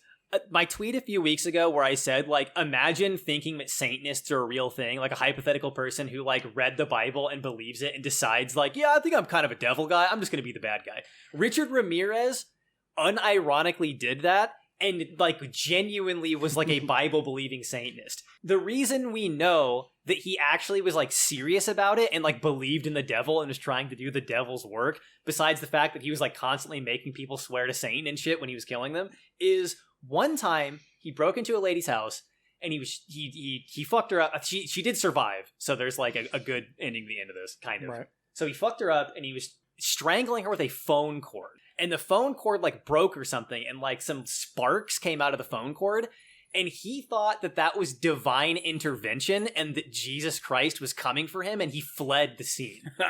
So, like, God. He was a complete maniac. And you know what? Shit, I fucked up. That Dianne Feinstein thing I said earlier when I said it was about Golden State, it was about this guy. So even worse. Way worse. Wow. Good one, Dianne. He was also... So I was debating on whether or not I was going to save this for the chance that he got matched up against one of the animals. But I should say that I think Richard Ramirez is the hardest animal counter on this list because he's an experienced hunter. He hunted with his family all the time.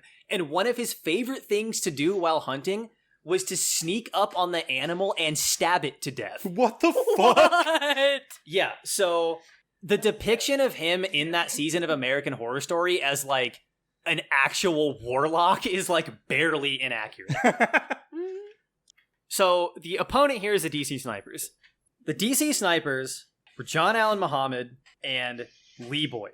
And John Allen Muhammad was a veteran who's like he's an older dude, like 40s-ish. Yeah. And Lee Boyd was very young, like 17. And both of these guys actually are kind of from Bellingham. And the 17-year-old went to Bellingham High School, right in our neck of the woods. Got some local boys. So what's with all the weird fucking murderers from Washington? Huh? I mean, it's just the West Coast has a big population, so we're gonna get a lot of serial killers statistically. So the thing about the DC Snipers is I kind of put them on here because I wanted a couple of pair killers to go up against the Savo Maneater since they're also a pair. Right. So the DC Snipers are kind of like in a weird gray area between like being political terrorists and serial killers and kind of just spree shooters because they were only really operating for like a week around the Washington DC area. I would argue that's not a serial killing then, that's a spree killing. Yeah, exactly. Like it's very borderline. Right. And it's clear that they were wannabe serial killers because John Allen was like very much he was like leaving death tarot cards on the bodies. He was like writing letters to the police. He was saying like, none of you are safe. You have to meet my demands. So it's very clear that he was a wannabe serial killer. Like he wanted to be a Zodiac type guy. Mm-hmm. Right. And he was doing a lot of this. Sort of the implication is that he was doing it as like a Muslim extremist. He was really into Osama bin Laden. Osama bin Laden was like his favorite guy. Man, that's really awkward in a post 9/11 world. Yeah, exactly. And he actually changed his last name to Muhammad. I don't remember what his original last name was, but it was John Allen something else, and then he converted to Islam, changed it to Muhammad. Osama bin Laden was his hero. Okay, so he's a white dude. He thought he's a black guy. He's a black guy. Yeah, he thought that he was also a black nationalist. He thought that 9/11 was super cool. So this guy was very much like a wannabe Zodiac politically motivated guy. And basically what they did was there's they drove a lot around. going on with this dude. Yeah, he's a complex man. Military past, the whole 9 yards. So he basically groomed this teenager into like this weird fucking warrior lifestyle and like taught him how to shoot and all this stuff.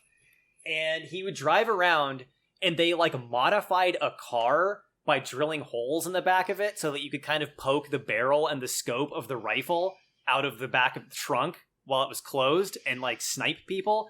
And they would just like shoot random people like walking out of targets and shit. So I think in this scenario, the DC Snipers are probably at a disadvantage because there's two of them, but Richard Ramirez is such a maniac. Yeah. Like you could even make the argument, that DC Snipers like genuinely thought they were in the right. Like they were insane, obviously. Right. But he was like religiously and politically motivated. This kid was 100% totally groomed and brainwashed by this guy. So like you can make the argument that in their own fucked up version of reality, they thought they were doing like, they were just and they were doing like some sort of like righteous plan. Whereas Ramirez literally believed in biblically accurate God and was like, I think Satan's cooler. I identify with him more so. Yeah.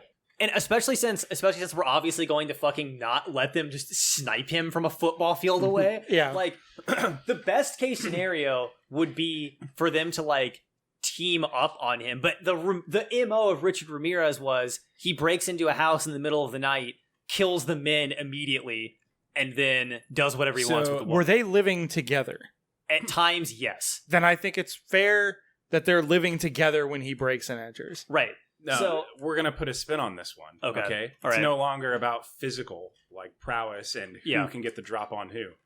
Two can convert the other one. Okay, so you're saying... This is fucked up. I'm going on the record. Okay, so you're saying Yeah, I do not condone these viewpoints. So you're saying that Richard Ramirez, devout meme Satanist, like Yeah. the kind of Satanist that they wrote about in the Satanic Panic, and then an Islamic extremist are both going to try to convert each other to each other's Not just religions. like a second-hand Islamic extremist. He's not I'm not a Muslim, but I'm gonna speak on behalf of listeners who might be a Muslim. Right. This guy ain't a fucking Muslim. Well, yeah, of course. He's as much a meme. If he really was, I wouldn't have made that joke because these guys are just memes to me. Yeah, I mean, I don't take them seriously at all. Yeah, he's as much a meme Muslim as the Night Stalker is a meme Satanist. Yeah, and I'll go a step further, and he's as much of like a meme member of this religion as the people who blow up Planned Parenthood are meme Christians. Yeah. So you said that he kills the men first. Yeah. So I'm assuming they're sleeping when he does this. He breaks ideally, in, kills yes, them when but sometimes sleeping.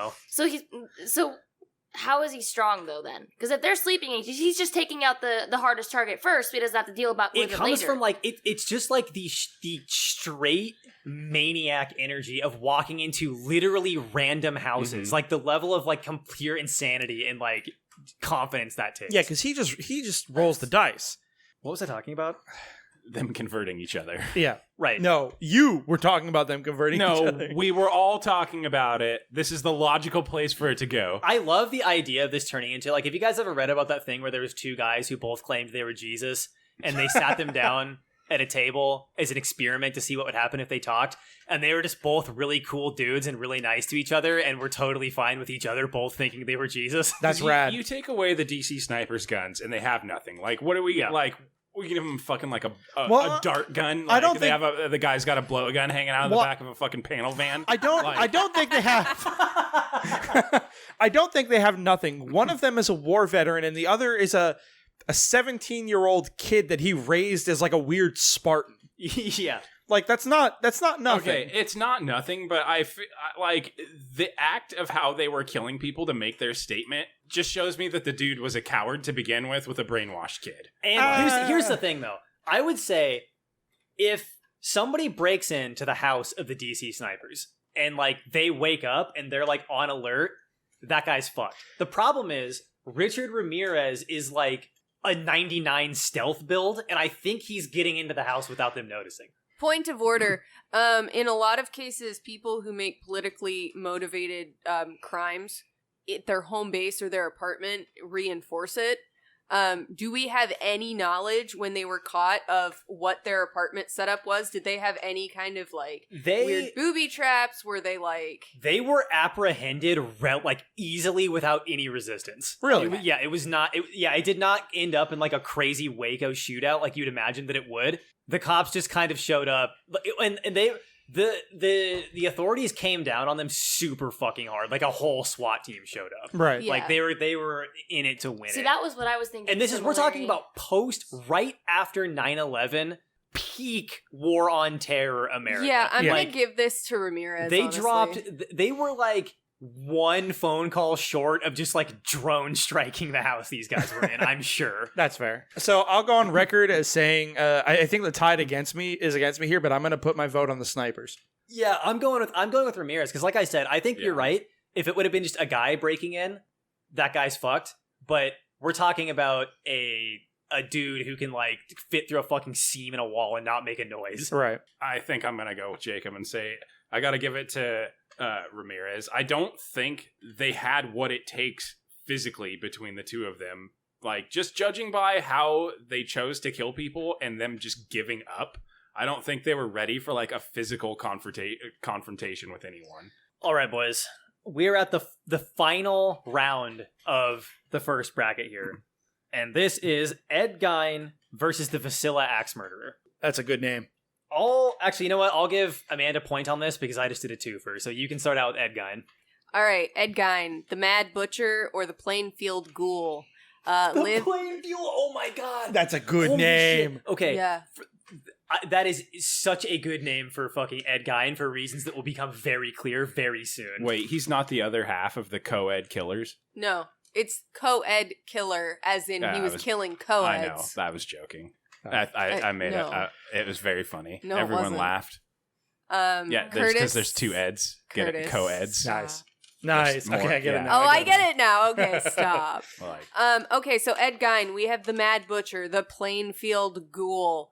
Lived from 1906 to 1984. A nice long life there. So his kill count is actually only 2. I'll give you a hint. He wasn't just killing, but I do have a list of items that were found in his abode when he was brought to justice for the 2 women he killed. Human bones, a wastebasket made of human skin, chair seats made of human skin, skulls on the bedposts, female skulls with the tops sawed off, skull bowls, a corset made of female torso skin, human skin leggings, multiple masks made out of victims' faces, a victim's heart and their entire head in a burlap sack. 9, I found out the plural of vulva is vulvae in a box. Boy, what a way to find that out. A belt made entirely of female human nipples. Yeah, the nipple belt is very famous. 4 noses, lips on the window shade drawstring, female fingernails, and a lampshade made out of a human face. Okay, point of order. I love that he was the Plainfield Ghoul because he literally is a mythologic ghoul. He was crawling around a graveyard digging up dead bodies. So, he actually is a ghoul. This is what basically happened with Ed Gein, is he killed 2 women, was almost immediately brought to justice, and when they showed up at his house, found all of these things and realized that he'd been exhuming human corpses in order to make handicrafts out of them. Imagine thinking you're going into like a normal like crime scene just to like scoop up like whatever they can find on these 2 murders, and you're going into like the darkest spirit Halloween possible.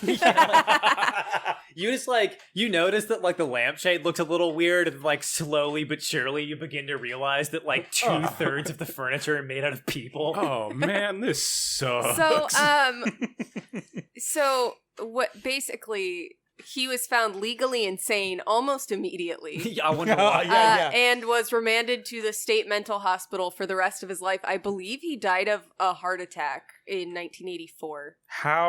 What are his stats? Yeah, what was his method? He killed his mom, right? And at the time that he killed his mom, she was pretty old and frail. Yes. So that's not very physically impressive. So no, he is not. If you look at pictures of this man, he looks like a rake or a ghoul. Yeah, okay. That's what is insane about that name, is that he actually, by the myth accurate version of a ghoul, is literally a ghoul. I would actually argue that Ed Gein being called a serial killer is a misnomer.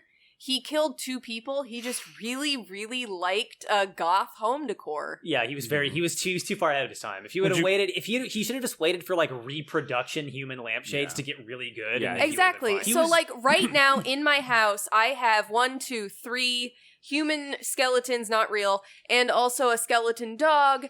And I'm literally making a taxidermied human head for Halloween. All I had to do was wait until you could get accurate reproductions. It's not hard, Ed. So the opponent for our ghoul here is the Vasilla Axe Murderer. And the Vasilla Axe Murders are yet another mysterious unsolved crime. Happened in Vasilla, Iowa, as you might imagine. And it happened to the Moore family. And basically, what happened is somebody entered their house in the middle of the night, totally randomly, for no reason, murdered the entire family with what we assume is an axe based on the damage done to the heads of the people. And nobody ever caught the guy. There was one witness who was the town crazy guy who saw the murders going on through a window. And this guy was actually had some sort of wild schizoaffective disorder and was incoherent and nobody knew what he was talking about, and he would hallucinate and stuff. He was famous for being the crazy guy around town. Right. Now, some people have theorized that he was the guy who did it, but that was mostly just people being surely the crazy guy is the one who axe murdered. Indeed. But it doesn't make any sense, and that guy had a wife and stuff, so he didn't really have a track record of being violent. He was just weird. Also, people with mental health disorders are more likely to be the victims of violent crime and not the perpetrators. And I should say this happened in 1912, so we're getting into the Wayback Machine here. And the wild thing about the Vasilla axe murders is, in this period of history in America, axe murdering was kind of in style. There was a lot of axe murdering going on. And some people have theorized that all of these axe murderers were the work of one unidentified, extremely prolific serial killer. Because if you map where all these famous axe murders happened, they line up close to a rail line. So that's assumed that's like the most buffed version of this guy. And if you want details that go deep into tying all these conspiracy threads together, there's an Astonishing Legends series on the Vasilla axe murders. It's very good. So the most compelling theory is that the Vasilla axe murderer was probably a rail worker, and what he would do was, when the train stopped in town for the night, he would sneak out, axe murder a family, and then he's gone the next morning on a train. Zero evidence, zero way to track him or find him because it's going on in 1912. Back then, you literally had to be at the scene of the crime to get caught. Yeah. I'm imagining... So obviously we got to give the advantage to the ghoul. So I'm imagining he's hunched over in a graveyard trying to dig up a coffin. And just like out of the tree line, the figure of a man holding an axe. Can we at least have him in his workspace, like with the extremely sharp? Oh, right, because our axe murder is a break-in internet. Yeah, so he breaks in as Ed is like putting the final touches on his face lamp. All right, so if fucking Ed is in his home and this dude breaks in, he's leaving. Like, there's no fucking way. Like. He's gonna break in and be like, "Oh man, I'm sorry. I'll show myself out," and fuck off. But what if? Let me propose an alternate scenario. What if he walks in and he sees Ed putting together the human face lampshade, and he thinks, "Oh, finally, a worthy foe." Okay. And then he smashes Ed Gein's head in because he is a tiny-bodied, frail man who was born in 1906. As a ghoul, he rises back up and takes vengeance. I like to believe that he would give Ed like a chance. Like he sees this he walks in, he sees all these dead human furniture things, and he's like, descriptive. You know what? I'm gonna give you a chance here. You're pretty small. Let me just throw my axe aside, okay? Let's go one-on-one. Oh, we have that way. Okay, realistically, he's gonna come in and like Ed's gonna be fucking wearing his mom's nightgown and like going to sleep, and he's gonna die. Like, out of curiosity, he's gonna be trying on the female torso corset. He's like sizing out his belt, and he's like, "Oh, you caught me at a weird time." He whips him with the nipple belt. I'm going to say, even if we give Ed Gein Emma's scenario where the Vasilla axe murder agrees to a fist fight, he's a rail worker. Yeah. He's going to fucking drive him into the ground like a For some reason, I thought you were gonna say he's gonna fight dirty. So what's gonna happen? The funniest thing to me. He's a rail worker. They're real rough. He's gonna fight dirty. He's gonna take out a fucking railroad spike. And I think what's gonna happen is the axe murderer is going to chunky salsa Ed Gein, and then he is going to use the skull bowls and the wastebasket to serve him with a side of nipple chips. Almost for sure. So now we are officially done with the qualifying round, which means that now, finally, that we're done with all of the intros, all of the characters have like had their anime intro episode.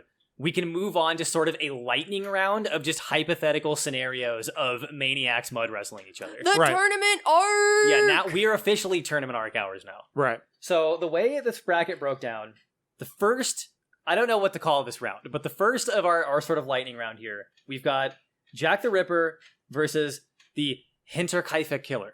Both of these guys are genuinely sort of like demonic in the way that they're portrayed in the media, to the point of being like these weird borderline paranormal shadow people. So this is like one of the most even matches we could have come up with. I am going to argue for the Hinterkaifeck Killer, and here's my reasoning. Okay. No matter which one of them gets home field advantage, the Hinterkaifeck Killer has the home field advantage. Yeah, that's true. Because if Jack the Ripper is in the house, then he's in the house that this guy hid from a family in for like half a year. Yeah. And if they're in fucking jolly old England, Whitechapel District, Whitechapel District, you already said it's a Victorian like urban hellscape. Right, you could labyrinth. not ask for a better place to be like an undetectable ghost than fucking Victorian Whitechapel. Also, this dude is not like the person that Jack would go after. So Jack's already at a disadvantage. And I think that Jack the Ripper is more cowardly because his whole MO was basically surprise attacking sex workers. Yeah, he also didn't live in their fucking houses. Yeah, and he didn't. Yeah, that's and he didn't feed their animals. I 100% agree. I think out of the shadow person arm wrestling match, Hinter Kaifek is coming out on top. Hinter Kaifek. 206 represent. All right. Where is next, the 206? I have no idea.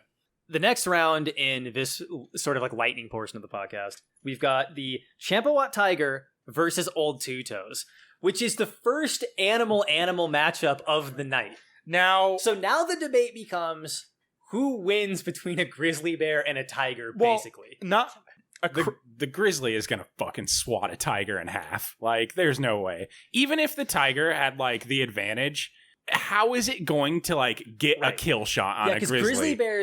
Male grizzly bears fight each other, like, basically to the death. Like, they fucking fight. And tigers are notorious ambush predators in part because compared to other apex predators, they have relatively fragile skeletons. Right, and if a grizzly bear is not an ambush predator. They'll just, like, walk out and kill something. I will say tigers are huge, far bigger than people give them credit for. No, I mean, I've seen them in real life. I've seen grizzly bears in real life. A fucking grizzly is going to swat a tiger into pieces. I definitely agree with this. To put it into perspective, there's a story from a famous hunter who was out in the woods, and he watched a grizzly bear go up onto its back legs and bring one front paw down onto the back of a full-grown adult moose and just snap its spine. Like, that's the fucking power behind the animal that we're talking about here. I would like to say, for the record, that I kind of want the Champawat tiger to win because she managed to survive the Burmese military. Yeah. All they did was drive her into India and then tell India she's your problem now. Yeah. But yeah, a grizzly bear would kill a tiger. Okay, all right. That round's going to Two Toes. Now we've got the Cleveland Torso Killer versus the Savo Maneaters. We don't really know enough about the Cleveland Torso Killer to, like, build a profile about him. Mm-hmm. Yeah. We know that he was, like, a guy, and we know that he was a maniac and killed people. We don't know, like, what kind of guy he was. We don't know if he had any, like, outdoors experience and be able to contend with being stalked by lions. Yeah. Absolutely not. Yeah. So I think this one's a layup for the Savo Maneaters here, for sure. This one is going to be a lot less of a sort of very easy one-off than the last one. And that is the Golden State Killer versus Ed Kemper. Ooh. That's... Ed Kemper did he break into any of the co-ed places, or was he, like, snagging people in the woods? He was snagging people. Okay. So, the Golden State guy is a break-in killer, but we've already established that Ed Kemper is, like, break-in killer kryptonite. Yeah. Because he's a huge freak. Yeah. Exactly. I think honestly he could take the Golden State Killer in a straight 1-to-1 fight. Even during the Golden State Killer's prime. The only thing about the Golden State Killer is that he was smart enough to get away with it basically forever. Yeah. But that's also because he was a police officer. Like, that's because Kemper never got his hands on him. Exactly. That's because Kemper never bounced his head off a hardwood floor like a fucking basketball that he should have been using to be a professional athlete. All right, you know what? You guys are right. That was an easier one than I thought. I'm gonna say Kemper, like, going up against any of, like, the normal dudes that aren't, like, legendary fucking, like, shadow people, he's probably gonna win. All right, now we've got. I cannot believe we were fortunate enough for this matchup. We've got Richard versus Richard. These Ramirez. The two most dangerous dudes on this list. Both of them are, like, 99 stealth builds. Both of them are completely detached, emotionless maniacs. I would argue in this case, we have two standout things to keep in mind. Yeah. We have the protection of Satan against Kingpin size. Yeah. Yeah, that really is what this is going to come because they're not going to be able to, like... No, it's going to come down to who we decide has home turf advantage. Okay, like, I would say that if it comes to blows... Well, no, hold on. One of them's a break-in killer, so that naturally decides. Well, one of them is a break-in killer habitually, but Kuklinski was more than capable of also breaking it. Well, because he was a hitman, right? He probably had to break into some places. Yeah. So what if somebody takes a hit out on Ramirez? That's what I was thinking. Like, Right. what if he's stepping on some toes and murdering some mob people? Yeah. And they fucking I mean, he did send pick him. houses at random. That could have happened. That could have happened. I'm going to put my vote in for Kuklinski. So I would say Kuklinski?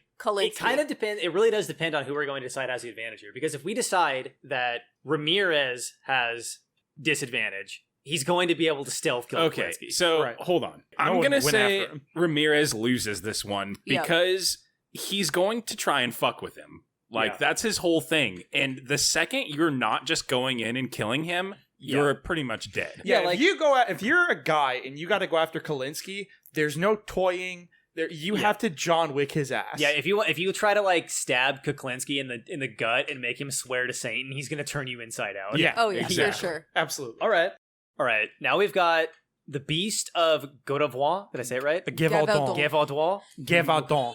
Of French? Yeah. Yeah, he wrote it down as the Beast of French. We've got the Beast versus the Vasilla Axe Murderer. And this is a great matchup because we know that in the canon of the Beast, there was a woman who, there's a statue of her in France. I forget her name. Do you remember her name, Tim? No, I unfortunately do not. Well, while you're looking her name up, I will tell the story. There was a woman who, obviously everybody knew the Beast was attacking people and everybody was on high alert. And this lady literally sharpened a broomstick into a spear. And when she was attacked by the Beast, she speared it and she didn't kill it, but she was able to ward it off and defend herself. So we know that a human being with a reasonable weapon is more than capable of defending themselves against the Beast. Her name is Marie Jean Vallée. Yeah, and there's a statue of her in France of her spearing the Beast with her homemade broomstick. Where was this energy during World War II? Like, that's what I want to know. I would like to be the guy now who has a degree in history who said that the French, in part of the reason that they got rolled over in World War II is because they were so genuinely exhausted by fighting the entirety of fucking World War I's Western Front basically by themselves. I would say, based on the fact that in the lore of the legend of the Beast, there was a human being that warded it off with a weapon. Mm-hmm. So I think the Vasilla Axe Murderer could axe the Beast. I think that's well within reason. And there is a couple of recorded instances of human beings being able to drive it away by ganging up together. Like the six friends, they're grouping up together to ward the Beast off before it could kill any of them. Yeah. That got the king to notice the situation. Right. So I honestly think that it's a coin toss. I'm going to say it depends on what weapon we're giving him. We're giving him an axe, of course. Well, yeah, right? but is it like a Well, pole axe? An axe Because a pole takes- axe makes a huge difference. No, in if this he's using a situation. woodsman's axe, the kind of axe that would have been used in the Americas when like that a was splitting happening. maul. Yeah, like a splitting maul. That takes perfect wind up and timing to nail the beast as it's going for his throat. He's got one shot, I could one throw opportunity. an The axe thing about a into the spear, Beast. the thing about his spear is that Marie Okay, Jean but- Vallée, when she did it, she was. The thing about a spear is you can just put it out there. So I'll have. Here's my counterpoint. We don't know what kind of axe he had. It's possible that he could have been using a hatchet, and I think a hatchet is fast enough to do it. I think you could also throw a hatchet with enough force to injure it enough to think twice about. Yeah, if you hitting like whipped a hatchet into its broadside, you Yes, might but get lucky. even if it didn't get scared away, then you have to take the time to retrieve it. Otherwise, you have no weapon. I think if we invoke our rule from earlier about like any reasonable doubt about if it's plausible enough, and I think since we know it happened at least once, I think it's more than plausible. Yeah. You could at least ward it off if you had a hatchet. Yeah. I think that's plausible. Yeah, I think it's invoking the human versus animal rule of any reasonable doubt. I'm going to say, since he was an axe murderer, he had a pole axe and he kills it. All right. All right. Okay, so now we've taken the winners of the previous bracket, and we're going to draw them randomly. Emma's going to tell us what we got. Okay, all right. Here's the first. I guess this would be like, is this like the third round quarterfinals? Like, are we? Is this how many we got left? Yeah, this is quarterfinals or maybe 6. not. We have 6 left. We're in like semifinals. That's going to go down to 3 after. 3. We're in Wait, almost the finals. bracket doesn't work out. We'll Down fucking to 3, Are we then going to have a all 3? square Oh, off. yo, it's going to be a fucking Just a battle royale of 3 at the end? Okay. Yeah, all right. We'll that's fine. That's we'll good. do that. If we I think I know why the bracket's fucked up because I forgot a guy. But that's fine. Right. I like the battle royale idea. So, our first pairing, we have the Vasilla Axe Murderer. Yep. Versus Old Two Toes. All right, I'm going to argue in favor of Old Two Toes because it already murdered a man who had an axe. Does he still have his pole axe? It got stuck in the beast. He's only got his hand axe this time. Tim is absolutely correct. He already literally killed the guy that we're talking about, basically. Easy round. Yeah. Easy Killed money. an outdoorsman who had a hatchet. Next, we've got the German Killer. I'm not even going to try to say the name. Hinterkaifeck, right? Yep, Hinterkaifeck.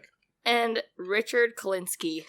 So the Iceman cometh for you. Dude, this is actually a great matchup. So God, I don't even know where to begin on this. I think it's the same scenario. It's a similar scenario to Jack the Ripper because even if we give Richard Homefield advantage, that's still an environment where the Hinterkaifeck could thrive. The only hope would be that Kuklinski could get his big canned hams on the German Spectre, and I literally don't think that's possible. I don't think so either. He literally even lived in somebody's fucking house for not only did he live in it, but he was moving shit around and fucking with him and didn't get caught. We would have to give Kuklinski in his prime, and I'm not willing to do that to even give him a chance. I'm picturing he's at the end of his fucking serial killer hitman life cycle. Yeah. And this fucking thing just gets into his goddamn house,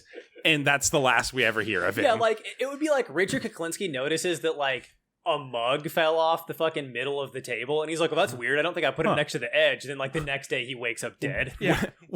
Where did I set my ice pick? And then it's fucking found in his back. Yes. Yeah, I think we found the one person who could stop Richard Kuklinski. Yeah. Which leaves us with the Savo Maneaters and Ed Kemper. Battle of the fucking Titans, dude. This is very much if Ed Kemper loses this, it's going to be to grave peril to the Savo Maneaters. Yeah. How much does a Savo lion? How much does a Savo lion weigh? On average? He's taken out one of them with him at least. Well, actually, I was about to argue that it's very interesting that one of them died to one shot, and then the other one took basically mag dumping. He also so what happens is I think he gets firearm. the one and doesn't get the other. Right. He also wouldn't have a firearm because he was a strangulation and bludgeoning killer. Mm-hmm. So what's happening is he's got his hands around one, choking it to death, and in that, the other one takes him out. Yes. I'm imagining Ed Kemper's gigantic fucking mutagenic frame, and he's strangling one lion, and he's doing a serial killer monologue to a lion, even though it has no way to understand what he's saying, and the other lion is trying to tear up his back, and he's just ignoring it. The one he's got on his back wait. Gets him right at on the eye, and it just it fucking distracts him just long enough. The second one took 9 shots to kill. That's a lot of shots. That's a lot of shots. Lives. Yeah. And though, are we doing the reasonable doubt rule with the Savo Maneaters? I think we gave it the reasonable doubt that he killed one of them. I would say that Kemper definitely kills one for sure. He's going to corner one of the lions and be like, "Oh, I ever told you about my mother?" And that's going to be the end of that lion, 100%. So let me play for you my Star Wars novel, Chapter 1. Yeah. All right. You know what? We're giving that to the Savo Maneaters. Yeah. All right. So now we've got the 3-way battle royale now, right? So what I think we should do instead of the 3-way battle, because the way this turned out, we ended up with 2 animals and a human. Okay. So I think we should have the animals duel it out, and then the winner of the animal fights the human to make it more fair. That's fair. Yeah, I like that's that. fair. Yeah, so, you're right. We have Old Two Toes versus the Savo. Dude, Maneaters. easy money. This is easy. It's a Savo money, man-eater now, by the way. Yeah, that's true. One of them got the fucking. One of them got the old Kemper. A smaller than average lion versus even if we say at best an average male grizzly bear, it would be the bear would be annoyed. This isn't even this is not even. I would like to argue that I do agree that Two Toes end up the victor here. If it's just the one and we assume the death from Kemper carries over. Yeah. assuming just the single Savo lion, then I think Two Toes wins. But I would like to point out the Savo lions are incredibly and notoriously aggressive. I would say compared to Serengeti lions. Well, I would say So are grizzly bears compared to all other bears. If it was them versus a normal grizzly bear and not a freak one, I would give it to them because not only were they aggressive, but they were intelligent and fucking demons. Yeah. I would say that if we were talking about a pack of lions, like a legit pride, they would stand a chance against a grizzly bear through like teamwork and pack hunting. But only two. I would don't lean. think so. Yeah, I would lean, argue no. that the ghost and the darkness working together beat Two Toes. I don't think so. I dude. wouldn't Grizzlies say. are I so wouldn't fun. say. I wouldn't say that they would beat Two Toes, but they would definitely beat a normal grizzly bear, not one that's like 3 times bigger than a grizzly bear. Is it confirmed how much if he was like a larger than average grizzly bear? I thought He that was a larger than average grizzly bear, Okay. and the bear was a 1,600-pound animal. If we assume, Right. for sake of argument, that the Two Toes, that the actual Two Toes was the size of that guy's freakishly big bear. For one, My only if these issue. guys pulled a person out of a fucking train, like I think they have a chance. Well, yeah, but my If it's only both of issue them. with this is a fucking grizzly bear's neck is like the size of like an oil barrel. Like how Yeah. how the fuck, like even if there's 2 of them, you can't get a kill shot on it. No. Yeah. All right, boys. It is time for the grand finale. Dude, the final it couldn't have round. gone any better. We have the Hinterkaifeck ghost demon versus Old Two Toes the grizzly bear. All right. So the grizzly has the advantage of not living in a house. It doesn't matter, dude. It doesn't matter. Are you saying that this? You know what grizzly bears do? Yeah. They hibernate. Oh, fuck! You know when he killed people? Oh, winter! Oh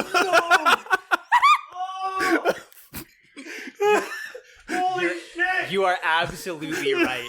I was fucking hoping So he's this gonna entire sneak time in into the cave, into its house, the cave. sleep up next to it for most of the winter, and then just fucking in its sleep take a mattock to it and just like The fucking Take out ultimate its twist throat. ending. I would like to point out for academic purposes that bears don't literally sleep the entire time. Dude, they Doesn't. sleep enough. Yeah. You're gonna see one shit. set of footprints leaving a goddamn bear den. Dude, I will say, anybody who like taps out of this podcast during the comparatively slower beginning part is going to miss like a grand slam finale. So now the real question: Could he kill Gustav? That's true. If we get into the so we've got our finalist is the Hinterkaifeck Killer. And Well, I mean, the winner is the Hinterkaifeck Killer. yeah, right. Our champion, the Earth's greatest villain, Yeah. is a faceless demon that can fit through a seam in a wall and hide in your house for fucking months on end, hiding your car keys until it smashes your head into the fucking mattock, hangs out in your house for a week and feeds your cats, Wait. and then walks off into the fucking forest in the middle of winter to do it again. So because Gustav was sort of like our honorable mention, and we kind of decided that like he was gonna sweep it if we didn't keep Richard in, Yeah. like I don't know why I said Richard like I'm on a first name basis with him. What are the okay. I know that I said a bear doesn't have a house and immediately got owned. A gator really doesn't have a house. Yeah. They do not. I don't know a scenario like where he comes out on top except for that he's uncatchable. Like Yeah. Yeah. that I would say it's a draw because It's a genuine draw. Yeah. Yeah, like the gator, like if he snuck up on Gustav would notice and fuck off. yeah. right. And the gator, if the gator like grabbed him, he would just turn into black Yeah. smoke and fly out a window. Yeah. Yeah. Yeah. So I see them locked in an immortal battle. Mhm. Right, they're a dyad. They're Yeah. two opposing forces. Yeah. It's an unstoppable force and an immovable object. They are the new ghost in the darkness. Yeah. Obviously, the Hinterkaifeck Killer is the ghost and Gustav is the darkness. This is no, I'm very happy with this fucking ending. This is perfect. This is exactly the ending that I wanted. Again, I feel like people that are like bored of true crime shit and tapped out at the beginning, I think are missing out on this ending. Yeah, dude. Okay, so that was our fucking serial killer tournament arc mega episode. I hope you enjoyed it. I don't know how the fuck we would ever, like, come up with an idea that's on par with this one. Like, don't fucking expect this podcast is going to be 3-hour-long extravaganzas, because, like, I don't know. But we, for once on this podcast, we actually got to the bottom of things and have decided that Earth's greatest villains are the new Ghost and the Darkness. I have a YouTube channel, ProbablyJacob, youtube.com/ProbablyJacob. It's a video game reviews, has nothing to do with any of this shit. You can go, if you want to support the podcast and get exclusive content, go to patreon.com/ProbablyJacob. And what's other stuff that I do? Oh, at ProbablyJacobIO on Twitter. You can see my shit post on Twitter. I've got a Discord community. I stream on Twitch, usually every Thursday, but I kind of been streaming whenever lately. You can find links to the Discord channel and the Twitch in the description of any of my YouTube videos, also on my Twitter. It's literally all over the fucking place. It will not be difficult to find. Thank you for listening, and I'll see you on the next episode.